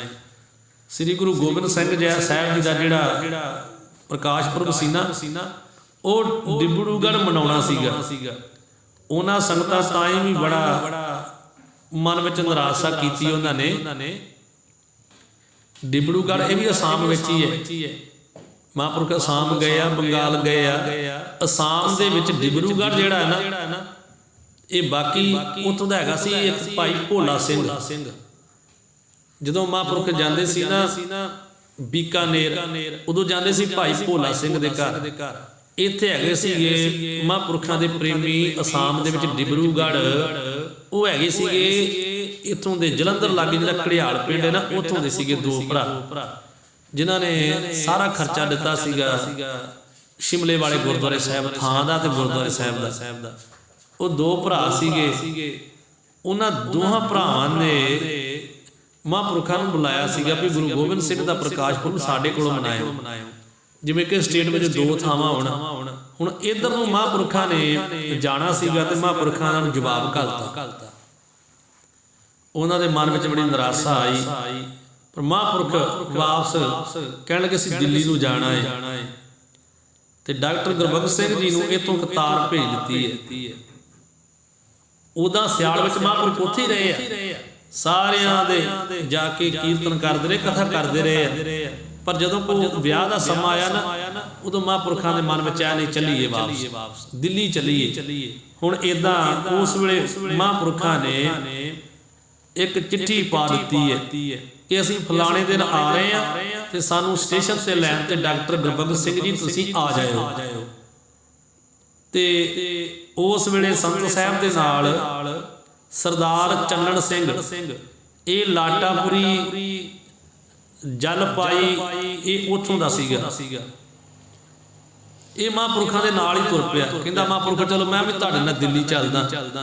ਇਹ ਉੱਥੋਂ ਨਾਲ ਤੁਰ ਪਿਆ ਮਹਾਂਪੁਰਖਾਂ ਦੇ ਸਰਦਾਰ ਚੰਨਣ ਸਿੰਘ। ਤੇ ਠੀਕ ਦਿੱਤੇ ਸਮੇਂ ਮੁਤਾਬਕ ਸੰਤ ਜੀ ਦੀ ਗੱਡੀ ਜਿਹੜੀ ਹੈ ਉਹ ਦਿੱਲੀ ਸਟੇਸ਼ਨ ਤੇ ਪਲੇਟਫਾਰਮ ਦੇ ਉੱਤੇ ਆ ਪਹੁੰਚੀ ਹੈ। ਜਦੋਂ ਉਤਰੇ ਤੇ ਗਾੜੀ ਨਾ ਡਾਕਟਰ ਗੁਰਬਖਸ਼ ਸਿੰਘ ਅਜੇ ਤੱਕ ਕੋਈ ਨਹੀਂ ਆਇਆ। ਤੇ ਮਹਾਂਪੁਰਖਾਂ ਨੇ ਇੱਕ ਟੈਕਸੀ ਲਈ ਉੱਥੋਂ ਹੋਰ, ਉਹਦੇ ਵਿੱਚ ਬੈਠੇ ਤੇ ਸਿੱਧੇ ਡਾਕਟਰ ਸਾਹਿਬ ਦੇ ਘਰ ਕੋਠੀ 12 ਖੰਭਾ ਰੋਡ ਜਾ ਪਹੁੰਚੇ, 16 ਨੰਬਰ ਕੋਠੀ ਵਿੱਚ। ਜਦੋਂ ਗਏ ਤੇ ਡਾਕਟਰ ਜੀ ਸਟੇਸ਼ਨ ਤੇ ਜਦੋਂ ਪੁੱਜੇ ਹੀ ਨਾ ਤੇ ਮਹਾਂਪੁਰਖ ਦੇ ਘਰ ਨੂੰ ਜਾਣ ਡੇ ਆ।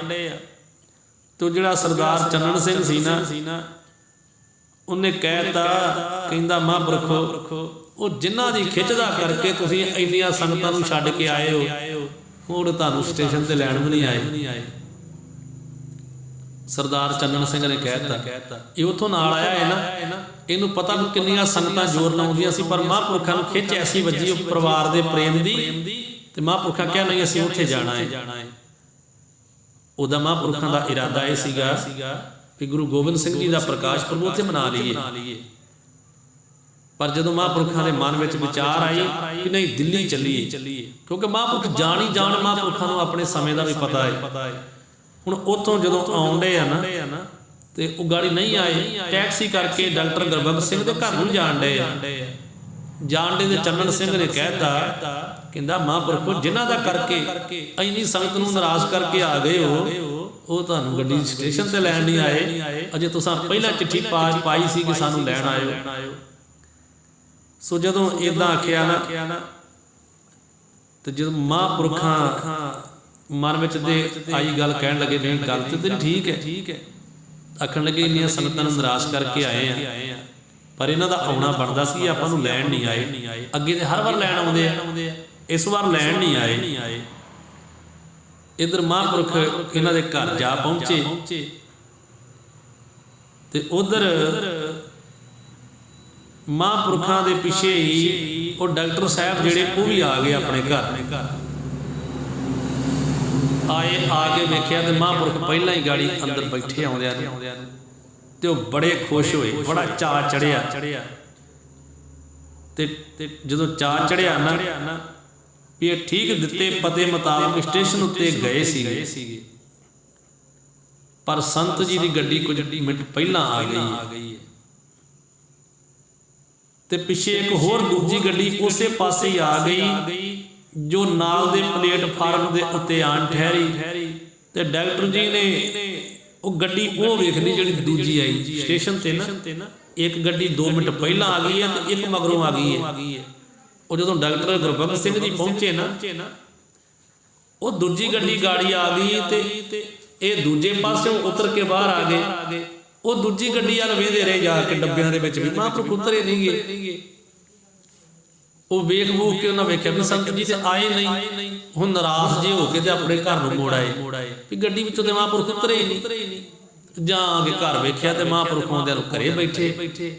ਉਹਨਾਂ ਦੇ ਮਨ ਵਿੱਚ ਤੇ ਬੜੀ ਖੁਸ਼ੀ ਆਈ, ਪਰ ਜਦੋਂ ਖੁਸ਼ੀ ਆਈ ਤੇ ਅੱਗਿਓਂ ਵੇਖਿਆ ਵੀ ਮਹਾਂਪੁਰਖ ਨਾਰਾਜ਼। ਮਹਾਂਪੁਰਖ ਕਹਿੰਦੇ ਤੁਹਾਨੂੰ ਪਹਿਲਾਂ ਚਿੱਠੀ ਪਾਈ ਸੀ ਤੇ ਤੁਸੀਂ ਉਸ ਸਟੇਸ਼ਨ ਤੱਕ ਨਹੀਂ ਆਏ, ਅਸੀਂ ਤੁਹਾਨੂੰ ਤੇ ਵੇਖ ਕੇ ਆਲੇ ਦੁਆਲੇ ਤੇ ਫਿਰ ਟੈਕਸੀ ਕਰਕੇ ਆਏ ਆ। ਤੇ ਫਿਰ ਡਾਕਟਰ ਗੁਰਬਖਸ਼ ਸਿੰਘ ਜੀ ਨੇ ਉਹ ਸਾਰੀ ਗੱਲ ਦੱਸੀ। ਮਹਾਂਪੁਰਖੋ ਅਸੀਂ ਉੱਥੇ ਆਪਣੇ ਸਾਂ, ਪਰ ਉੱਥੇ ਮਹਾਂਪੁਰਖੋ ਆਪ ਜੀ ਸਾਨੂੰ ਮਿਲੇ ਨਹੀਂ। ਮੈਨੂੰ ਲੱਗਦਾ ਵੀ ਗੱਡੀਆਂ 2 ਆ ਗਈਆਂ, ਮੈਂ ਗੱਡੀ ਪੂਰੀ ਫੋਲ ਕੇ ਆਇਆ, ਪਰ ਤੁਹਾਡੀ ਗੱਡੀ ਕਿਤੇ 2 ਮਿੰਟ ਪਹਿਲਾਂ ਆ ਗਈ ਹੈ। ਇਸ ਕਰਕੇ ਤੁਸੀਂ ਕਿਸੇ ਦੂਸਰੇ ਪਾਸੇ ਚੜ੍ਹ ਆਏ ਹੋ ਤੇ ਮੈਂ ਦੂਜੀ ਗੱਡੀ ਵਾਲੇ ਬੰਨੇ ਫੋਲਦਾ ਰਿਹਾ। ਪਲੇਟਫਾਰਮ ਲਾਗੇ ਸੀ, 2 ਗੱਡੀਆਂ ਸਾਰੀਆਂ ਸਨ। ਸੋ ਜਦੋਂ ਇਹ ਗੱਲ ਦਾ ਪਤਾ ਲੱਗਾ ਮਹਾਂਪੁਰਖ ਖੁਸ਼ ਹੋਏ ਤੇ ਬਹੁਤ ਆਪਸ ਵਿੱਚ ਪ੍ਰੇਮ ਕੀਤਾ, ਫਤਿਹ ਗਜਾਈ ਹੈ, ਨਮਸਕਾਰਾਂ ਕੀਤੀਆਂ ਨੇ। ਮਹਾਂਪੁਰਖਾਂ ਨੇ ਝਿੜਕਿਆ ਵੀ ਪਹਿਲਾਂ ਥੋੜਾ ਜਿਹਾ, ਜਦੋਂ ਆਏ ਨਾ ਉਹ ਝਿੜਕਿਆ ਮਿੱਠਾ ਜਿਹਾ, ਤੇ ਬਾਅਦ ਵਿੱਚ ਜੱਫੀ ਪਾ ਲਈ ਹੈ। ਮਹਾਂਪੁਰਖ ਕਹਿੰਦੇ ਉਹ ਤੁਹਾਡੀ ਖਿੱਚ ਦਾ ਕਰਕੇ ਅਸੀਂ ਆਏ ਸਾਂ। ਮਿੱਠਾ ਜਿਹਾ ਝਿੜਕਿਆ ਮਹਾਂਪੁਰਖਾਂ ਨੇ, ਡਾਕਟਰ ਸਾਹਿਬ ਤੁਹਾਡੀ ਖਿੱਚ ਦਾ ਕਰਕੇ ਅਸੀਂ ਆਏ ਹਾਂ, ਸਾਡੇ ਕੋਲ ਉੱਥੇ ਰੁਕਿਆ ਨਹੀਂ ਗਿਆ ਵੀ ਤੁਹਾਡੀ ਖਿੱਚ ਐਸੀ ਸੀ ਸਾਰੇ ਪਰਿਵਾਰ ਦੀ, ਤੇ ਤੁਸੀਂ ਗਾੜੀ ਨੂੰ ਲੈਣ ਵੀ ਨਹੀਂ ਆਏ, ਤੁਸੀਂ ਅੱਜ ਸਟੇਸ਼ਨ ਤੱਕ ਵੀ ਨਹੀਂ ਪਹੁੰਚੇ। ਜਦੋਂ ਡਾਕਟਰ ਸਾਹਿਬ ਨੇ ਸਾਰੀ ਗੱਲ ਦੱਸੀ ਤੇ ਨਾਲ ਉਹ ਪ੍ਰੇਮੀ ਸੀ, ਉਹਨੇ ਚਰਨ ਫੜ ਲਏ ਮਹਾਂਪੁਰਖਾਂ ਦੇ, ਕਹਿੰਦਾ ਮਹਾਂਪੁਰਖੋ ਮਾਫ ਕਰ ਦਿਓ, ਗਲਤੀ ਹੋ ਗਈ ਹੈ, ਗਿਆ ਮੈਂ ਜ਼ਰੂਰ ਆ, ਤੁਹਾਨੂੰ ਲੱਭਦਾ ਰਿਹਾ, ਤੁਸੀਂ ਲੱਭੇ ਨਹੀਂ, ਗੱਡੀਆਂ ਕਿਤੇ 2 ਆ ਗਈਆਂ। ਉਹ ਭੁਲੇਖਾ ਮਨ ਵਿੱਚੋਂ ਨਿਕਲ ਗਿਆ ਨਾ, ਤੇ ਉਹ ਜਿਹੜਾ ਚੰਨਣ ਸਿੰਘ ਸਰਦਾਰ ਬੈਠਾ ਸੀ ਨਾ, ਜਿਹੜਾ ਨਾਲ ਆਇਆ ਆਸਾਮ ਵਾਲਾ, ਉਹ ਫਿਰ ਵੇਖੇ ਵੀ ਵਾਕਿਆ ਹੀ ਐਵੇਂ ਨਹੀਂ ਮਹਾਂਪੁਰਖ ਉਦੋਂ ਸਾਰਿਆਂ ਨੂੰ ਨਾਰਾਜ਼ ਕਰਕੇ ਆਏ, ਜਵਾਬ ਦੇ ਕੇ ਆਏ ਕਿ ਨਹੀਂ ਅਸੀਂ ਦਿੱਲੀ ਜਾਣਾ, ਵਾਕਿਆ ਹੀ ਭਾਵੇਂ ਮਹਾਂਪੁਰਖਾਂ ਨੇ ਝਿੜਕਿਆ ਵੀ ਉਹਨੇ ਚਰਨ ਫੜ ਲਏ ਉਸੇ ਵੇਲੇ। ਕਹਿੰਦਾ ਮਹਾਂਪੁਰਖੋ ਮੈਂ ਉੱਥੋਂ ਹੀ ਆ ਰਿਹਾ, ਸਟੇਸ਼ਨ ਤੋਂ ਹੀ, ਮੈਂ ਤੇ ਆਪ ਨਿਰਾਸ਼ ਆ ਰਿਹਾ ਸੀਗਾ ਵੀ ਮਹਾਂਪੁਰਖ ਮੈਨੂੰ ਮਿਲੇ ਹੀ ਨਹੀਂ, ਕਿਤੇ ਆਏ ਨਹੀਂ ਹੈ। ਮਹਾਂਪੁਰਖਾਂ ਨੇ ਕਿਹਾ ਸੀ ਤੇ ਮਹਾਂਪੁਰਖ ਤੇ ਪਹੁੰਚੇ ਨਹੀਂ, ਤੇ ਹੁਣ ਆਪ ਜੀ ਦੇ ਦਰਸ਼ਨ ਕਰਕੇ ਖੁਸ਼ੀ ਦੀ ਕੋਈ ਹੱਦ ਹੀ ਨਹੀਂ ਰਹਿ ਗਈ, ਬੇਅੰਤ ਖੁਸ਼ੀ ਹੋਈ ਹੈ। ਸੋ ਏਦਾਂ ਆਪਸ ਵਿੱਚ ਮਹਾਂਪੁਰਖਾਂ ਨੇ ਜਦੋਂ ਬੈਠ ਕਰਕੇ ਪ੍ਰੇਮ ਕੀਤਾ ਇਹ ਸਾਰੇ ਪਰਿਵਾਰ ਦੇ ਨਾਲ, ਹੁਣ ਡਾਕਟਰ ਸਾਹਿਬ ਜੀ ਦੇ ਸ਼ਾਦੀ ਦਾ ਜਿਹੜਾ ਆਰੰਭ ਉਹ ਕੰਮ ਹੋ ਚੁੱਕਾ ਹੈ, ਕਿਉਂਕਿ ਉਹ ਦਿਨ ਬਿਲਕੁਲ ਨੇੜੇ ਸੀਗੇ ਨਾ ਜਦੋਂ ਮਹਾਂਪੁਰਖ ਆਏ। ਉਹ ਸਮੇਂ ਜਿਹਦੇ ਨਾਲ ਆ ਕੇ ਖਿੱਚ ਵੱਜੀ ਆ ਮਹਾਂਪੁਰਖਾਂ ਨੂੰ, ਨਹੀਂ ਰਿਹਾ ਗਿਆ। ਹੁਣ ਰਿਸ਼ਤੇਦਾਰ ਸਕੇ ਸੰਬੰਧੀ ਜਿਹੜੇ ਉਹ ਆਉਣੇ ਸ਼ੁਰੂ ਹੋ ਗਏ। ਇੱਕ ਦਿਨ ਤੇ ਇੱਕ ਰਾਤ ਸੰਤ ਜੀ ਨੇ ਆਪਣਾ ਨਿਵਾਸ ਇਹਨਾਂ ਦੀ ਕੋਠੀ ਵਿੱਚ ਰੱਖਿਆ। ਹੁਣ ਬਹੁਤੇ ਰਿਸ਼ਤੇਦਾਰ ਆਉਣ ਲੱਗ ਪਏ। ਇੱਕ ਦਿਨ ਤੇ ਇੱਕ ਰਾਤ ਰਹੇ ਮਹਾਂਪੁਰਖ ਇਹਨਾਂ ਦੇ ਘਰ, ਡਾਕਟਰ ਸਾਹਿਬ ਦੇ। ਅਗਲੇ ਦਿਨ ਨਾ ਬੜੇ ਰਿਸ਼ਤੇਦਾਰ ਬਹੁਤ ਆ ਗਏ। ਮਹਾਂਪੁਰਖਾਂ ਨੇ ਆਖਿਆ ਵੀ ਹੁਣ ਇਹਨਾਂ ਰਿਸ਼ਤੇਦਾਰਾਂ 'ਚ ਆਪਣਾ ਕੰਮ ਨਹੀਂ ਚਲਾਉਣਾ, ਵੀ ਆਪਣਾ ਰਹਿਣਾ ਰਾਤ ਦਿਨੇ ਔਖਾ ਇੱਥੇ। ਤੇ ਮਹਾਂਪੁਰਖ ਉੱਥੋਂ ਰਾਜਾ ਗੁਲਾਬ ਸਿੰਘ ਸੇਠੀ ਉਹਨਾਂ ਦੇ ਜਾ ਰਹੇ, ਉਹਨਾਂ ਦੇ ਜਾ ਕੇ ਤੇ ਮਹਾਂਪੁਰਖਾਂ ਨੇ ਆਪਣਾ ਨਿਵਾਸ ਕਰ ਲਿਆ। ਚਲੋ ਉੱਥੇ ਆਪਣਾ ਸਮਾਂ ਜਿਹੜਾ ਉਹ ਬਤੀਤ ਕਰੀਏ, ਵੀ ਉੱਥੇ ਰਹੀਏ, ਕਿਉਂਕਿ ਸ਼ਾਦੀ ਦੇ ਵਿੱਚ ਹੁਣ ਜ਼ਿਆਦਾ ਸਾਕ ਸੰਬੰਧੀ ਆਏ, ਮਹਾਂਪੁਰਖ ਜ਼ਿਆਦਾ ਹੁਣ ਸਕੇ ਸੰਬੰਧੀਆਂ ਦੇ ਵਿੱਚ ਨਹੀਂ ਸੀ ਰਹਿ ਸਕਦੇ ਜ਼ਿਆਦਾ, ਕਿਉਂਕਿ ਉਹ ਸਾਰੇ ਖੁਸ਼ੀ ਮਨਾ ਰਹੇ ਸੀ ਆਪੋ ਆਪਣੇ ਢੰਗ ਨਾਲ। ਰਿਸ਼ਤੇਦਾਰ ਅਮੀਰਾਂ ਦੇ ਅਮੀਰ ਰਿਸ਼ਤੇਦਾਰ ਹੁੰਦੇ ਆ। ਸੋ ਇਹਦਾ ਮਹਾਂਪੁਰਖ ਅਗਲੇ ਦਿਨ ਰਾਜਾ ਗੁਲਾਬ ਸਿੰਘ ਸੇਠੀ ਦੇ ਘਰ ਚਲੇ ਗਏ। ਡਾਕਟਰ ਸਾਹਿਬ ਦੀ ਸੁਪੁੱਤਰੀ ਦੀ ਸ਼ਾਦੀ 4 ਜਨਵਰੀ 1959 ਨੂੰ ਮੁਕਰਰ ਸੀ। ਪਹਿਲੇ ਦਿਨ 3 ਜਨਵਰੀ ਨੂੰ ਸ਼ਾਮ ਦੇ 7:30 ਵਜੇ ਇਹਨਾਂ ਦੀ ਕੋਠੀ 12 ਖੰਭਾ ਰੋਡ ਬਰਾਤ ਦਾ ਟਿਕਾ ਹੋਇਆ। ਇਹ ਸ਼ਾਮ ਨੂੰ ਬਰਾਤ ਆਈ ਹੈ 7:30 ਵਜੇ ਨਾਲ। ਖਾਸੀ ਰੌਣਕ ਦੇ ਨਾਲ ਇਸ ਵੇਲੇ ਦਾ ਮਿਲਣੀ ਸਮਾਗਮ ਨਜਿੱਠਿਆ ਭਾਵ ਮਿਲਣੀ ਹੋਈ ਹੈ। ਤੇ ਦੂਜੇ ਦਿਨ ਭਲਕੇ 4 ਜਨਵਰੀ ਨੂੰ ਸਵੇਰੇ ਅੰਮ੍ਰਿਤ ਵੇਲੇ ਹੀ ਭਾਰੀ ਦੀਵਾਨ ਸਜਿਆ। ਜਿਹੜੇ ਗੁਰਮੁਖ ਬੰਦੇ ਨੇ ਉਹ ਅੰਮ੍ਰਿਤ ਵੇਲੇ ਦੀਵਾਨ ਸਜਾ ਲੈਂਦੇ ਆ। ਰਾਤ ਨੂੰ ਬਰਾਤ ਆਈ ਹੈ ਨਾ, ਬਰਾਤ ਰਾਤ ਰਹੀ ਹੈ, ਅੰਮ੍ਰਿਤ ਵੇਲੇ ਦੀਵਾਨ ਸਜਿਆ ਹੈ। ਤੇ ਸੰਤ ਜੀ ਦੇ ਜਥੇ ਨੇ ਸ੍ਰੀ ਆਸਾ ਜੀ ਦੀ ਵਾਰ ਦਾ ਕੀਰਤਨ ਕੀਤਾ ਹੈ। ਤੇ ਬਾਅਦ ਵਿੱਚ ਆਨੰਦ ਕਾਰਜ ਦੀ ਸਾਰੀ ਕਾਰਵਾਈ ਜਿਹੜੀ ਉਹ ਸ਼ੁਰੂ ਹੋਈ ਹੈ। ਜਦੋਂ ਆਨੰਦ ਕਾਰਜ ਹੋਇਆ ਹੈ ਨਾ, ਉਸ ਤੋਂ ਬਾਅਦ ਵਿੱਚ ਮਹਾਂਪੁਰਖਾਂ ਨੇ ਸ਼ੁਭ ਸਿੱਖਿਆ ਦੁਆਰਾ ਸੰਤ ਸਾਹਿਬ ਜੀ ਨੇ ਸਾਰਾ ਕਾਰਜ ਖੁਦ ਜਿਹੜਾ ਉਹ ਤੋੜ ਨਿਭਾਇਆ ਹੈ। ਮਹਾਂਪੁਰਖਾਂ ਨੇ ਬੀਬੀ ਨੂੰ ਤੇ ਲਾੜੇ ਨੂੰ ਗੁਰਮਤ ਅਨੁਕੂਲ ਐਸੀ ਅਮੋਲਕ ਸਿੱਖਿਆ ਸੁਣਾਈਆਂ ਸਨ ਜਿਨ੍ਹਾਂ ਦਾ ਪ੍ਰਭਾਵ ਸਾਰੀ ਸੰਗਤ ਨੇ ਕਬੂਲ ਕੀਤਾ ਹੈ। ਇਹ ਸੰਤ ਸਾਹਿਬ ਨੇ ਸਿੱਖਿਆ ਦਿੱਤੀ ਹੈ ਕਿ ਜਿੱਦਾਂ ਸਿੱਖਿਆ ਦਿੱਤੀ ਹੈ ਉਹਨੂੰ ਬੱਚੇ ਨੂੰ ਤੇ ਬੱਚੀ ਨੂੰ। ਜਿੱਦਾਂ ਗੁਰੂ ਅਮਰਦਾਸ ਮਹਾਰਾਜ ਜੀ ਨੇ ਆਪਣੀ ਸਪੁੱਤਰੀ ਨੂੰ 3 ਭੱਬੇ ਦਿੱਤੇ ਸੀ ਨਾ ਸਿੱਖਿਆ। ਇਦਾਂ ਮਹਾਂਪੁਰਖ ਜਦੋਂ ਕਿਤੇ ਵੀ ਇਦਾਂ ਆਨੰਦ ਕਾਰਜ ਕਰਾਉਂਦੇ ਮਗਰੋਂ ਸਿੱਖਿਆ ਦਿੰਦੇ ਆ ਵੀ ਆਪਣੇ ਪਰਿਵਾਰ ਦੇ ਵਿੱਚ ਪਰਿਵਾਰ ਨਾਲ ਕਿਸ ਤਰ੍ਹਾਂ ਰਹਿਣਾ। ਬੀਬੀ ਨੇ ਜਿਹੜਾ ਭਾਈ ਹੈ ਉਹਨੇ ਆਪਣੇ ਸਹੁਰਿਆਂ ਨਾਲ ਕਿਵੇਂ ਵਰਤਣਾ ਹੈ, ਕਿਵੇਂ ਗੁਰਮੁਖਾਂ ਵਾਲੀ ਜ਼ਿੰਦਗੀ ਜਿਉਣੀ ਹੈ, ਅੰਮ੍ਰਿਤਧਾਰੀ ਹੋਣਾ ਹੈ, ਗੁਰੂ ਦੀ ਬਾਣੀ ਪੜ੍ਹਨੀ ਹੈ। ਇਹ ਸ਼ੁਭ ਸਿੱਖਿਆ ਮਹਾਂਪੁਰਖ ਦਿੰਦੇ ਸੀਗੇ। ਕਿਉਂਕਿ ਅੱਜ ਤੋਂ ਪਹਿਲਾਂ ਕੁਝ ਸਮਾਂ ਪਹਿਲਾਂ ਜਦੋਂ ਬਾਪੂ ਮਹਿੰਦਰ ਸਿੰਘ ਜੀ ਕੀਰਤਨ ਕਰਦੇ ਹੁੰਦੇ ਸੀ ਨਾ ਮੁਛਲਾਂ ਵਾਲੇ, ਜਾਂ ਬਾਬਾ ਤੇਜਾ ਸਿੰਘ ਜੀ ਨੇ ਉਹਨਾਂ ਦੇ ਨਾਲ ਕੀਰਤਨ ਕਰਾਉਣਾ, ਤੇ ਮੈਂ ਵੀ ਕਈ ਵਾਰੀ ਆਨੰਦ ਕਾਰਜ ਕਰਾਉਣ ਜਾਣਾ। ਇਹਨਾਂ ਨੇ ਪਿੱਛੋਂ ਕੀਰਤਨ ਕਰਕੇ ਨਾ ਸਮਾਪਤੀ ਵੇਲੇ ਇਹਦਾ ਸਿੱਖਿਆ ਦਿਆ ਕਰਨੀ। ਉਹ ਜਿਵੇਂ ਪਹਿਲਾਂ ਰੀਤ ਚੱਲਦੀ ਆਉਂਦੀ ਨਾ ਸੰਗਤਾਂ ਦੀ, ਉਦਾਂ ਇਹਨਾਂ ਨੇ ਵੀ ਸਿੱਖਿਆ ਦਿਆ ਕਰਨੀ। ਤੇ ਕਈ ਵਾਰੀ ਮੈਂ ਕਹਿਣਾ ਬਾਪੂ ਜੀ ਕੋਈ ਜਿਹੜਾ ਗਾੜੀ ਬੈਠਾ ਉਹ ਤੇ ਮੰਨਣ ਵਾਲਾ ਹੀ ਨਹੀਂ, ਕੋਨ ਮੋਨ ਬੈਠੇ ਗਾੜੀ ਕੋਈ ਮੰਨਣ ਵਾਲਾ ਤਾਂ ਹੈ ਨਹੀਂ। ਕਹਿੰਦੇ ਸਾਡੀ ਪੁਰਾਣੀ ਮਰਿਆਦਾ ਏ। ਮੈਂ ਕਿਹਾ ਬਾਪੂ ਜੀ ਵੀ ਲੋਕ ਤਾਂ ਮੈਨੂੰ ਲੱਗਦਾ ਨਾਰਾਜ਼ ਹੁੰਦੇ ਆ ਜਦੋਂ ਤੁਸੀਂ ਬੋਲਦੇ ਹੋ ਨਾ, ਮੈਨੂੰ ਤਾਂ ਇੰਝ ਲੱਗਦਾ ਲੋਕ ਨਾਰਾਜ਼ ਹੁੰਦੇ ਆ। ਤੇ ਉਹ ਕਹਿਣ ਡਿਆ ਪਏ ਪ੍ਰਸ਼ਾਦ ਵਰਤਾਓ ਸਮਾਂ ਬੜਾ ਹੋ ਗਿਆ, ਤੇ ਮੈਨੂੰ ਤਾਂ ਲੱਗਦਾ ਲੋਕ ਨਾਰਾਜ਼ ਹੁੰਦੇ ਆ। ਬਾਪੂ ਮਹਿੰਦਰ ਸਿੰਘ ਦਾ ਸੁਭਾਅ ਸੀ, ਉਹਨੇ ਕਿਹੜਾ ਖਸਮਾਂ ਨੂੰ ਖਾਵੇ ਜਿਹੜਾ ਨਾਰਾਜ਼ ਹੁੰਦਾ ਹੋਵੇ। ਸਾਡਾ ਜਿਹੜਾ ਕੰਮ ਅਸੀਂ ਕਰਨਾ ਹੈ, ਅਸੀਂ ਜੋ ਕਹਿਣਾ ਉਹ ਕਹਿਣਾ ਹੈ। ਕਈ ਵਾਰੀ ਕੀਰਤਨ ਕਰਦੇ ਉਹਨੇ ਕਹਿਣਾ ਲੋਕ ਮਹਾਰਾਜ ਦਾ ਸਰੂਪ ਲਿਆ ਕੇ ਅਖੰਡ ਪਾਠ ਵੀ ਕਰਾ ਲੈਂਦੇ ਆ, ਕੀਰਤਨ ਵੀ ਕਰਾ ਲੈਂਦੇ ਆ। ਉਦੋਂ ਪਿੱਛੋਂ ਪੱਗ ਪਿਆਲਾ ਵੀ ਚੱਲਦਾ ਏ, ਸ਼ਰਾਬ ਵੀ ਹੈ ਤੇ ਮਾਸ ਵੀ ਹੈ, ਤੇ ਨੱਚਣ ਵਾਲੀਆਂ ਵੀ ਲਾ ਲੈਂਦੇ ਆ। ਕੋਈ ਨਾ ਕੋਈ ਵਿਘਨ ਪੈ ਜੇ ਫੇਰ ਕਹਿੰਦੇ ਮਹਾਰਾਜ ਨੇ ਮਾੜਾ ਕਰਤਾ। ਤੇ ਜਿਹੜਾ ਆਪ ਇੰਨਾ ਮਾੜਾ ਕਰਦੇ ਉਹ ਬੰਦੇ ਕੋਈ ਬੰਦਾ ਸੋਚਦਾ ਨਹੀਂ ਹੈ। ਕਈ ਵਾਰੀ ਕੀਰਤਨ ਕਰਦੇ ਆ ਮੈਂ ਕਹਿਣਾ ਬਾਪੂ ਜੀ ਤੁਸੀਂ ਕਹਿੰਦੇ ਹੋ, ਪਰ ਜਦੋਂ ਤੁਸੀਂ ਕਹਿੰਦੇ ਹੋ ਨਾ ਤੇ ਤੁਸੀਂ ਦੇਖਾਂ ਮੀਟੀਆਂ ਦੀਆਂ, ਪਰ ਮੈਨੂੰ ਲੱਗਦਾ ਵੀ ਲੋਕ ਗੁੱਸਾ ਬੜਾ ਕਰਦੇ ਜੀ ਵੀ ਤੁਸੀਂ ਤੇ ਸੂਰਮੇ ਹੋ, ਤੁਸੀਂ ਦੇਖਾਂ ਮੀਟੀਆਂ ਨੇ, ਪਰ ਮੈਨੂੰ ਲੱਗਦਾ ਵੀ ਲੋਕ ਗੁੱਸਾ ਬੜਾ ਕਰਦੇ ਜੀ ਤੁਹਾਡੀ ਗੱਲ ਦਾ। ਗਾਂ ਜਿਹੜਾ ਇੱਕ ਵਾਰੀ ਸਾਡਾ ਤੇ ਗਾਂ ਨਹੀਂ ਸੱਦਣਾ। ਉਹਨਾਂ ਕਹਿਣਾ ਵੀ ਇਹ ਪਿੱਛੋਂ ਸੰਤਾਂ ਦੀ ਮਰਿਆਦਾ ਚੱਲਦੀ ਆਉਂਦੀ ਹੈ, ਸ਼ੁੱਧ ਸਿੱਖਿਆ ਦੇਣੀ, ਕੀਰਤਨ ਕਰਨਾ ਤੇ ਇਹਦੇ ਪਿੱਛੋਂ ਸ਼ੁੱਭ ਸਿੱਖਿਆ ਦੇਣੀ ਬਣਦੀ ਹੈ। ਤੇ ਆ ਕੁਝ ਸਮਾਂ ਪਹਿਲਾਂ ਸਿੱਖਿਆ ਦੇਣੀ, ਜਿਹਦਾ ਆਪਣਾ ਸਿਰ ਮੂੰਹ ਐ ਮੁੰਨਿਆ ਹੁੰਦਾ ਨਾ, ਉਹ ਵਿਆਹ ਤੇ ਉੱਠੇ ਮੈਂ ਸਿੱਖਿਆ ਦੇਣੀ ਹੈ। ਤੈਨੂੰ ਤੇ ਭਲਿਆ ਮਾਨਸਾ ਆਪ ਹੀ ਸਿੱਖਿਆ ਨਹੀਂ ਹੈਗੀ, ਤੂੰ ਕੀ ਸਿੱਖਿਆ ਦੇਵੇਂਗਾ ਕਿਸੇ ਨੂੰ? ਆਪ ਤੇਰਾ ਸਾਰਾ ਸਿਰ ਮੂੰਹ ਮੁੰਨਿਆ, ਨਾ ਤੂੰ ਅੰਮ੍ਰਿਤਧਾਰੀ ਨਾ ਤੂੰ ਕੇਸਾਧਾਰੀ, ਤੈਨੂੰ ਤੇ ਆਪ ਸਿੱਖਿਆ ਨਹੀਂ ਹੈਗੀ। ਉੱਠ ਕੇ ਕਹਿਣਗੇ ਜੀ ਮੈਂ ਸਿੱਖਿਆ ਬੋਲਣੀ ਹੈ। ਚਲੋ ਹੌਲੀ ਉਹ ਰਿਵਾਜ ਖਤਮ ਹੋ ਗਿਆ। ਅਸਲ ਵਿੱਚ ਉਹ ਰਿਵਾਜ ਪਹਿਲਾਂ ਮਹਾਂਪੁਰਖ ਜਿਹੜੇ ਸੀ ਨਾ, ਜਾਂ ਜਿਹੜੇ ਗ੍ਰੰਥੀ ਸਿੰਘ ਸੀ ਚੜ੍ਹਦੀ ਕਲਾ ਵਾਲੇ ਸੀਗੇ, ਉਹ ਵਿਆਹ ਤੋਂ ਬਾਅਦ ਵਿੱਚ ਸਿੱਖਿਆ ਦਿੰਦੇ ਸੀਗੇ। ਉਹ ਸਿੱਖਿਆ ਦਿੰਦੇ ਸੀ ਗੁਰਮਤ ਅਨੁਸਾਰ ਵੀ ਆਪਣਾ ਜੀਵਨ ਜਿਉਣਾ ਹੈ। ਅੱਜ ਤੁਹਾਡਾ ਜਿਹੜਾ ਹੈ ਗ੍ਰਸਤੀ ਜੀਵਨ ਆਰੰਭ ਹੋਇਆ ਹੈ, ਉਹ ਸਿੱਖਿਆ ਦਿੰਦੇ ਸੀਗੇ। ਤੇ ਅੱਜ ਕੱਲ੍ਹ ਦੀ ਸਿੱਖਿਆ ਪਹਿਲਾਂ ਹੀ ਬੜੀ ਹੈ, ਲੋਕਾਂ ਨੂੰ ਕਹਿੰਦੇ ਤੈਨੂੰ ਨਹੀਂ ਲੋੜ ਭਾਊ ਸਿੱਖਿਆ ਦੇਣ ਦੀ, ਸਾਨੂੰ ਪਹਿਲਾਂ ਹੀ ਬਥੇਰੀ ਹੈ। ਸੋ ਉਦਾਂ ਹੁਣ ਉਹ ਸਮਾਂ ਬਦਲ ਗਿਆ ਹੈ। ਸਮੇਂ ਦੀ ਗੱਲ ਹੈ। ਕੋਈ ਸਮਾਂ ਹੁੰਦਾ ਸੀਗਾ ਵਿਆਹਾਂ ਦਾ, ਕੋਈ ਸਮਾਂ ਹੋਣਾ ਆਨੰਦ ਕਾਰਜ ਹੋਣਾ, ਕਈ ਦਿਨ ਉਹ ਸਮਾਗਮ ਚੱਲਣਾ ਪ੍ਰੇਮ ਦੇ ਨਾਲ। ਸਾਰਿਆਂ ਨੇ ਜਿੰਨੇ ਵੀ ਬਰਾਤੀ ਆਏ ਹੁੰਦੇ ਸੀਗੇ, ਪਿੰਡ ਵਾਲੇ ਹੁੰਦੇ ਸੀਗੇ, ਉਹਨਾਂ ਨੇ ਆਨੰਦ ਕਾਰਜ ਹੋਣੇ ਘਰ, ਤੇ ਮਹਾਰਾਜ ਦੀ ਹਜ਼ੂਰੀ ਵਿੱਚ ਬਹਿ ਕੇ ਸਾਰਿਆਂ ਨੇ ਆਨੰਦ ਕਾਰਜ ਸੁਣਨੇ। ਉਹਦੇ ਤੋਂ ਦੂਜਿਆਂ ਸਾਰਿਆਂ ਨੂੰ ਪਤਾ ਲੱਗਣਾ ਵੀ ਕਿਵੇਂ ਆਨੰਦ ਕਾਰਜ ਹੁੰਦੇ ਆ।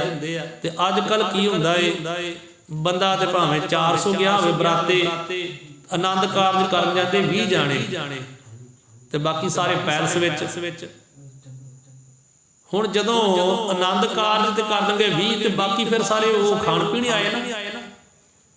ਬਾਕੀ ਜਿਹੜੇ ਪੈਲਸ ਵਿੱਚ ਗਏ, ਉਹ ਬਾਕੀ 400 ਜਾਣਾ ਜਿਹੜਾ ਗਿਆ ਉਹ ਤੇ ਖਾਣ ਪੀਣ ਗਿਆ ਨਾ। ਫਿਰ ਵਿਆਹ ਤੇ ਹੋ ਗਿਆ, ਸਿਰਫ ਆਨੰਦ ਕਾਰਜ ਜੋ ਕਿ 4 ਲਾਵਾਂ ਦਾ ਪਾਠ ਹੋਇਆ ਤੇ ਆਨੰਦ ਕਾਰਜ ਹੋ ਗਿਆ ਉਹਨਾਂ ਦਾ। ਬਾਕੀ ਤਾਂ ਸਾਰਾ ਕੰਮ ਆਪਣਾ ਉਤਰਾ ਹੀ ਕਰਦੇ ਆ ਨਾ, ਲੋਕਾਂ ਨੂੰ ਖਵਾਉਣ ਪਿਆਉਣ ਦਾ ਕਰਕੇ। ਵਿਆਹ ਤੇ 4 ਲਾਵਾਂ ਦਾ ਹੀ ਹੈ ਨਾ, ਜਿੰਨਾ ਮਰਜ਼ੀ ਖਵਾ ਲਓ ਪਿਆ ਲਓ, ਜੇ ਜਿੰਨਾ ਚਿਰ ਆਨੰਦ ਕਾਰਜ ਨਹੀਂ ਵਿਆਹ ਤੇ ਨਹੀਂ ਮਚਰ ਹੋ ਗਿਆ। ਹੁਣ ਇਦਾਂ ਹੀ 20 ਜਾਣੇ ਚਲ ਗਏ ਆਨੰਦ ਕਾਰਜ ਕਰਨ, ਤੇ ਬਾਕੀ ਕਿੱਧਰ ਗਏ ਫਿਰ ਸਾਰੇ? ਤੇ ਪਿੱਛੋਂ ਪੁੱਛਦੇ ਫਿਰਨਗੇ ਜਦੋਂ ਆਪਣਾ ਵਿਆਹ, ਬਾਬਾ ਜੀ ਕਿਹਨੂੰ ਤੁਰਨਾ ਪਹਿਲਾਂ ਦੱਸ ਦਿਓ, ਐਨੂੰ ਤੁਰਨਾ ਕਿ ਐਨੂੰ ਤੁਰਨਾ। ਉਸ ਵੇਲੇ ਕੀ ਸੀਗਾ ਕਿ ਜਦੋਂ ਘਰ ਦੇ ਵਿੱਚ ਆਨੰਦ ਕਾਰਜ ਹੁੰਦਾ ਸੀ ਤੇ ਘਰ ਦੇ ਵਿੱਚ ਬਹਿ ਕਰਕੇ ਸਾਰੇ ਜਾਣੇ ਪ੍ਰੇਮ ਸਤਿਕਾਰ ਦੇ ਨਾਲ ਆਨੰਦ ਕਾਰਜ ਸੁਣਦੇ ਸੀਗੇ। ਜਿੰਨੇ ਬਰਾਤੀ ਆਏ ਉਹ ਵੀ ਤੇ ਜਿੰਨੇ ਪਿੰਡ ਵਾਲੇ ਇਹ ਵੀ, ਕਹਿਣਾ ਵੀ ਸਾਰਿਆਂ ਨੂੰ ਬੜੀ ਖੁਸ਼ੀ ਹੋਣੀ ਤੇ ਖੁਸ਼ੀ ਹੋਣੀ ਵੀ ਅਸੀਂ ਆਨੰਦ ਕਾਰਜ ਹੁੰਦਾ ਵੇਖੀਏ, ਬਾਕੀ ਕੰਮ ਛੱਡ ਕੇ ਕਹਿਣਾ ਆਨੰਦ ਕਾਰਜ ਵੇਖਣਾ ਹੈ। ਉਹ ਸਾਰਾ ਕੁਝ ਵੇਖਦੇ ਸੀਗੇ। ਤੇ ਹੁਣ ਟੀਵੀਆਂ ਤੇ ਹੀ ਵੇਖਦੇ ਆ। ਕਈਆਂ ਨੂੰ ਤਾਂ ਇਹਦਾ ਨਹੀਂ ਪਤਾ ਵੀ ਆਪਣੀਆਂ 4 ਲਾਵਾਂ ਨੇ, ਉਹ ਟੀਵੀ ਦੀਆਂ ਵੇਖ ਕਿੰਨੇ 7 ਲਾਵਾਂ ਨੇ। ਕਈ ਕਹਿੰਦੇ 7 ਲਾਵਾਂ ਨੇ। ਇੱਕ ਪੜ੍ਹਿਆ ਲਿਖਿਆ ਬੰਦਾ ਉਹ ਕੀਰਤਨ ਸਿੱਖਦਾ ਤੇ ਉਹ ਲਾਵਾਂ ਦਾ ਪਾਠ ਸਿੱਖਣ ਡਿਆ। 4 ਲਾਵਾਂ ਹੋ ਗਈਆਂ ਤਾਂ 5ਵੀਂ ਕਿਹੜੀ ਹੈ? 5ਵੀਂ ਤੈਨੂੰ ਕਿੱਥੋਂ ਲਿਆ ਦਈਏ? 4 ਹੀ ਲਾਵਾਂ ਹੁੰਦਾ, ਮੈਂ 7 ਸਮਝਦਾ।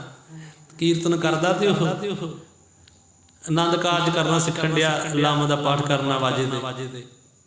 4 ਹੋ ਗਿਆ ਤੇ ਕਹਿੰਦਾ 5ਵੀਂ ਕਿੱਥੋਂ ਹੋਣੀ ਹੈ? 4 ਹੀ ਹੈ। ਇਸ ਕਰਕੇ ਸਾਧ ਸੰਗਤ ਜੀ ਪਹਿਲਾਂ ਅਖੰਡ ਪਾਠ, ਪਹਿਲਾਂ ਮਹਾਰਾਜ ਦੀ ਗੁਰਬਾਣੀ ਪੜ੍ਹਨੀ ਬੰਦਾ ਸਿੱਖੇ ਤੇ ਫਿਰ ਕੀਰਤਨ ਸਿੱਖੇ। ਅੱਜ ਕੱਲ੍ਹ ਕੀ ਹੈ, ਜਿਹੜਾ ਆਉਂਦਾ ਉਹ ਕਹਿੰਦਾ ਮੈਨੂੰ ਕੀਰਤਨ ਸਿਖਾ ਦਿਓ, ਪਾਠ ਵੀ ਸਿੱਖ ਲੂੰਗਾ। ਪੈਸੇ ਜ਼ਿਆਦਾ ਕੀਰਤਨ ਵਾਲਿਆਂ ਨੂੰ ਬਣਦੇ ਆ ਤੇ ਅਸੀਂ ਕੀਰਤਨ ਸਿੱਖਣਾ ਹੈ। ਤੇ ਵਾਕਿਆ ਗੱਲ ਇਹ ਹੈ, ਆਪਾਂ ਗ੍ਰੰਥੀਆਂ ਦਾ ਜਿਹੜਾ ਲੈਵਲ ਉਹ ਬਹੁਤ ਥੱਲੇ ਕਰ ਦਿੱਤਾ ਹੈ।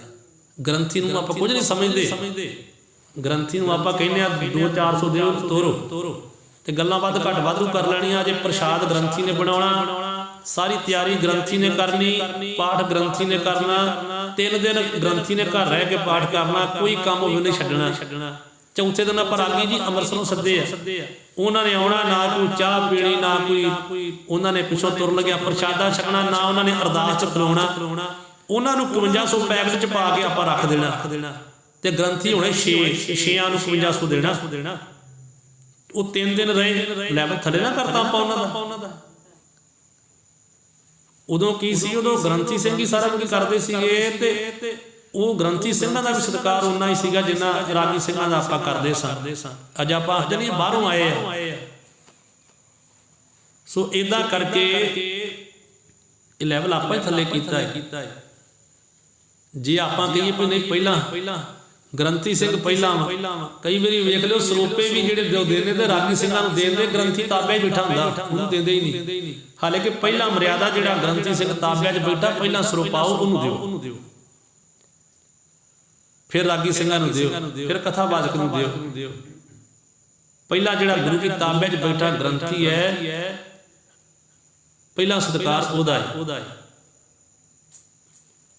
ਸੋ ਇਦਾਂ ਕਰਕੇ ਜਦੋਂ ਆਪਾਂ ਵੇਖਦੇ ਆਪ ਗ੍ਰੰਥੀਆਂ ਤੇ ਪੁੱਛਦਾ ਕੋਈ ਨਹੀਂ, ਤੇ ਉਦੋਂ ਕਹਿੰਦੇ ਰਾਗੀ ਬਣ ਜਾਓ, ਸਾਰੇ ਕਹਿੰਦੇ ਰਾਗੀ ਬਣ ਜਾਓ, ਪਾਠ ਰਹਿਣ ਦਿਓ। ਜਿਵੇਂ ਕਰੀ ਉਹ ਭਾਈ ਵੀਰ ਸਿੰਘ ਜੀ ਸੁਣਾਉਂਦੇ ਹੁੰਦੇ ਨਾ ਵੀ ਮਹਾਂਪੁਰਖ ਬਾਬਾ ਜਰਨੈਲ ਸਿੰਘ ਜੀ ਸੰਤਾਂ ਦੇ ਕੋਲ ਮਹਿਤੇ ਕੋਈ ਬੀਬੀ ਲੈ ਆਈ ਆਪਣਾ ਬੱਚਾ, ਤੇ ਉਹ ਕਹਿੰਦੀ ਵੀ ਬਾਬਾ ਜੀ ਮੈਂ ਇਹਨੂੰ ਤੁਹਾਡੇ ਕੋਲ ਲਿਆਈ ਆ, ਸਿੱਖਿਆ ਦੇਣੀ ਹੈ। ਮਹਾਂਪੁਰਖ ਕਹਿੰਦੇ ਵੀ ਕੀ ਬਣਾਉਣਾ ਮਾਤਾ ਇਹਨੂੰ? ਖੰਡ ਪਾਠੀ ਬਣਾਉਣਾ ਤੇ ਕਥਾਵਾਚਕ ਬਣਾਉਣਾ। ਵੀ ਇਕੱਲਾ ਖੰਡ ਪਾਠੀ ਬਣਾਉਣਾ ਕਿ ਕਥਾਵਾਚਕ ਬਣਾਉਣਾ?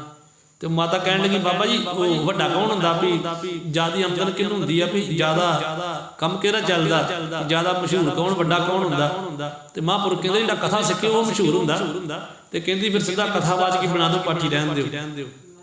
ਵੀ ਕਥਾਵਾਚਕ ਹੀ ਬਣਾਓ, ਸਾਨੂੰ ਤੇ ਉਹ ਚਾਹੀਦਾ ਜਿਹਦੀ ਕਮਾਈ ਜ਼ਿਆਦੀ ਹੋਵੇ। ਉਹ ਜਿਹੜਾ ਵੱਡਾ ਹੋਵੇ ਉਹ ਬਣਾਓ। ਉਹ ਘੋੜੀ ਨੂੰ ਇਹ ਨਹੀਂ ਪਤਾ ਵੀ ਪਹਿਲਾਂ ਖੰਡ ਪਾਠ ਕਰੂ, ਪਹਿਲਾਂ ਪਾਠ ਦੀ ਸੰਥਿਆ ਕਰੂ, ਗੁਰਬਾਣੀ ਦੀ ਸੰਥਿਆ, ਉਹ ਤੇ ਕਥਾਵਾਚਕ ਫੇਰ ਬਣੂ। ਪਰ ਉਹ ਸਮਾਂ ਹੁਣ ਆ ਗਿਆ, ਹੁਣ ਗੁਰਬਾਣੀ ਤਾਂ ਸਿੱਖਦੇ ਨਹੀਂ, ਕਈ ਕਥਾਵਾਚਕ ਵੀ ਬਣ ਗਏ ਜਿਨ੍ਹਾਂ ਨੂੰ ਗੁਰਬਾਣੀ ਨਹੀਂ ਆਉਂਦੀ। ਉਹ ਉਨੀ ਕੀ ਪੜ੍ਹਦੇ ਆ ਜਿੰਨੀ ਕਥਾ ਕਰਨੀ ਹੁੰਦੀ ਹੈ। ਤੇ ਬਹੁਤਿਆਂ ਨੂੰ ਹਾਹੇ ਨਹੀਂ ਬੁਲਾਉਣੇ ਆਉਂਦੇ। ਹਾਹੇ ਨੂੰ ਔਂਕੜ ਜਿਹੜਾ ਉਹ ਕਿੱਦਾਂ ਬੁਲਾਉਣਾ ਹੈ। ਸੋ ਇਸੇ ਕਰਕੇ ਨਹੀਂ ਆਉਂਦੀ, ਆਪਾਂ ਸਿੱਖਿਆ ਹੀ ਨਹੀਂ ਕਿਤੇ।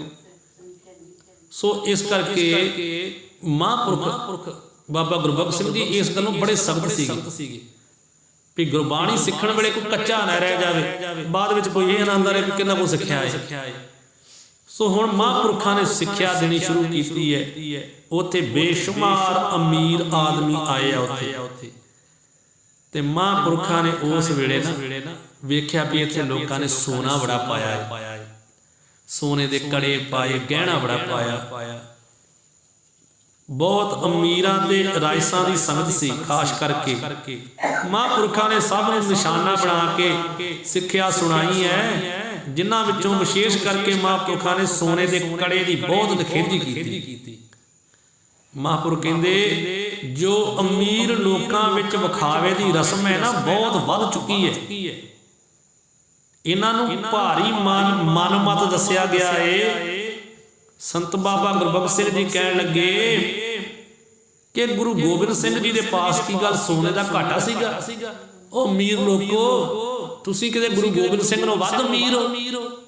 ਤੁਹਾਡੇ ਕੋਲ ਕਿਤੇ ਸੋਨਾ ਗੁਰੂ ਗੋਬਿੰਦ ਸਿੰਘ ਜੀ ਨਾਲੋਂ ਵੱਧ ਹੈ? ਕਿਤੇ ਗੁਰੂ ਗੋਬਿੰਦ ਸਿੰਘ ਦੇ ਕੋਲ ਸੋਨੇ ਦਾ ਘਾਟਾ ਸੀਗਾ, ਪਰ ਸਤਿਗੁਰੂ ਜੀ ਨੇ ਸਰਬ ਲੋਹੇ ਦਾ ਕੜਾ ਜਿਹੜਾ ਉਹ ਆਪ ਵੀ ਪਾਇਆ ਹੈ, ਆਪਣੇ ਸਿੱਖਾਂ ਨੂੰ ਵੀ ਪਾਉਣ ਦੀ ਮਹਾਂਪੁਰਖਾਂ ਨੇ ਆਗਿਆ ਕੀਤੀ ਹੈ। ਸੋ ਇਹ ਤਾਂ ਧਨਾਡਾਂ ਵੱਲੋਂ ਆਪਣੇ ਧਨ ਦੀ ਪ੍ਰਭਤਾ ਦਾ ਇੱਕ ਦਿਖਲਾਵਾ ਹੈ, ਜਿਹੜਾ ਸੋਨੇ ਦੇ ਕੜੇ ਪਾਉਣੇ ਵੀ ਅਸੀਂ ਅਮੀਰ ਹਾਂ, ਅਸੀਂ ਸੋਨੇ ਦੇ ਕੜੇ ਪਾਏ ਆ।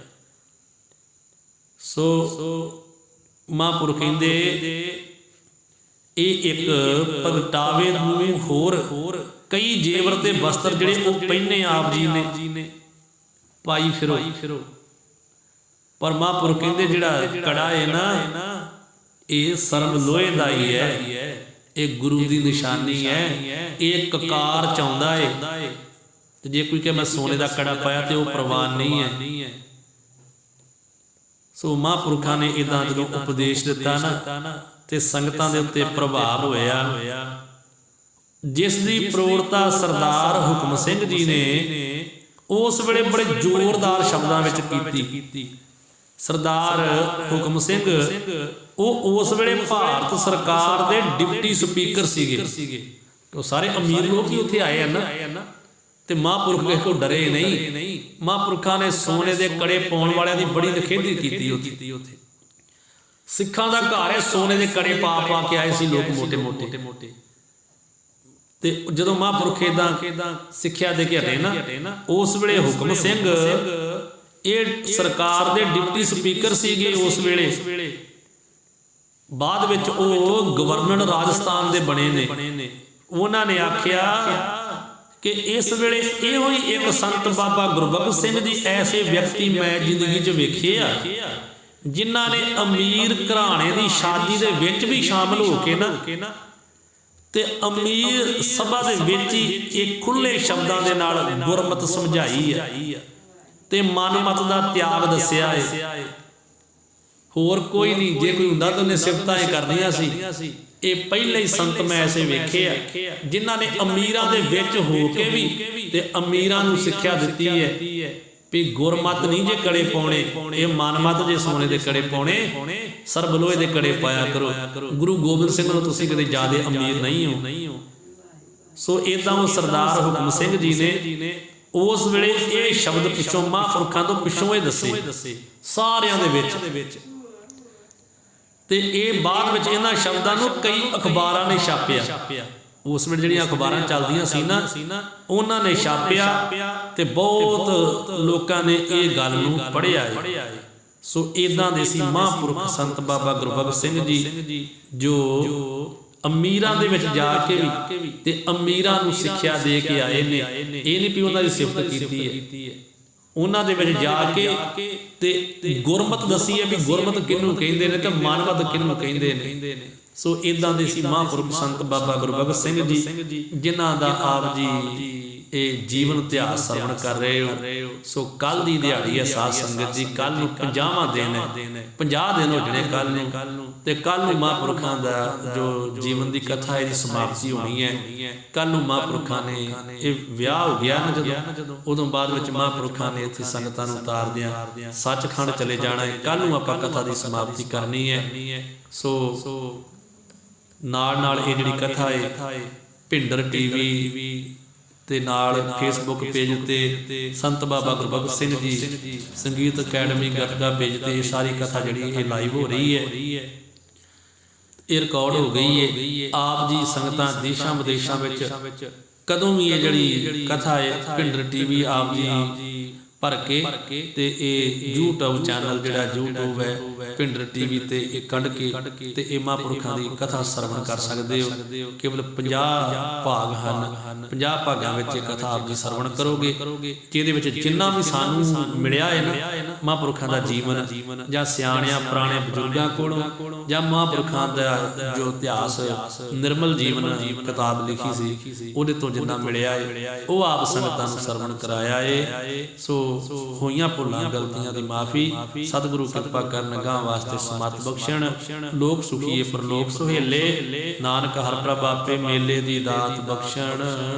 ਵਾਹਿਗੁਰੂ ਜੀ ਕਾ ਖਾਲਸਾ, ਵਾਹਿਗੁਰੂ ਜੀ ਕੀ ਫਤਿਹ।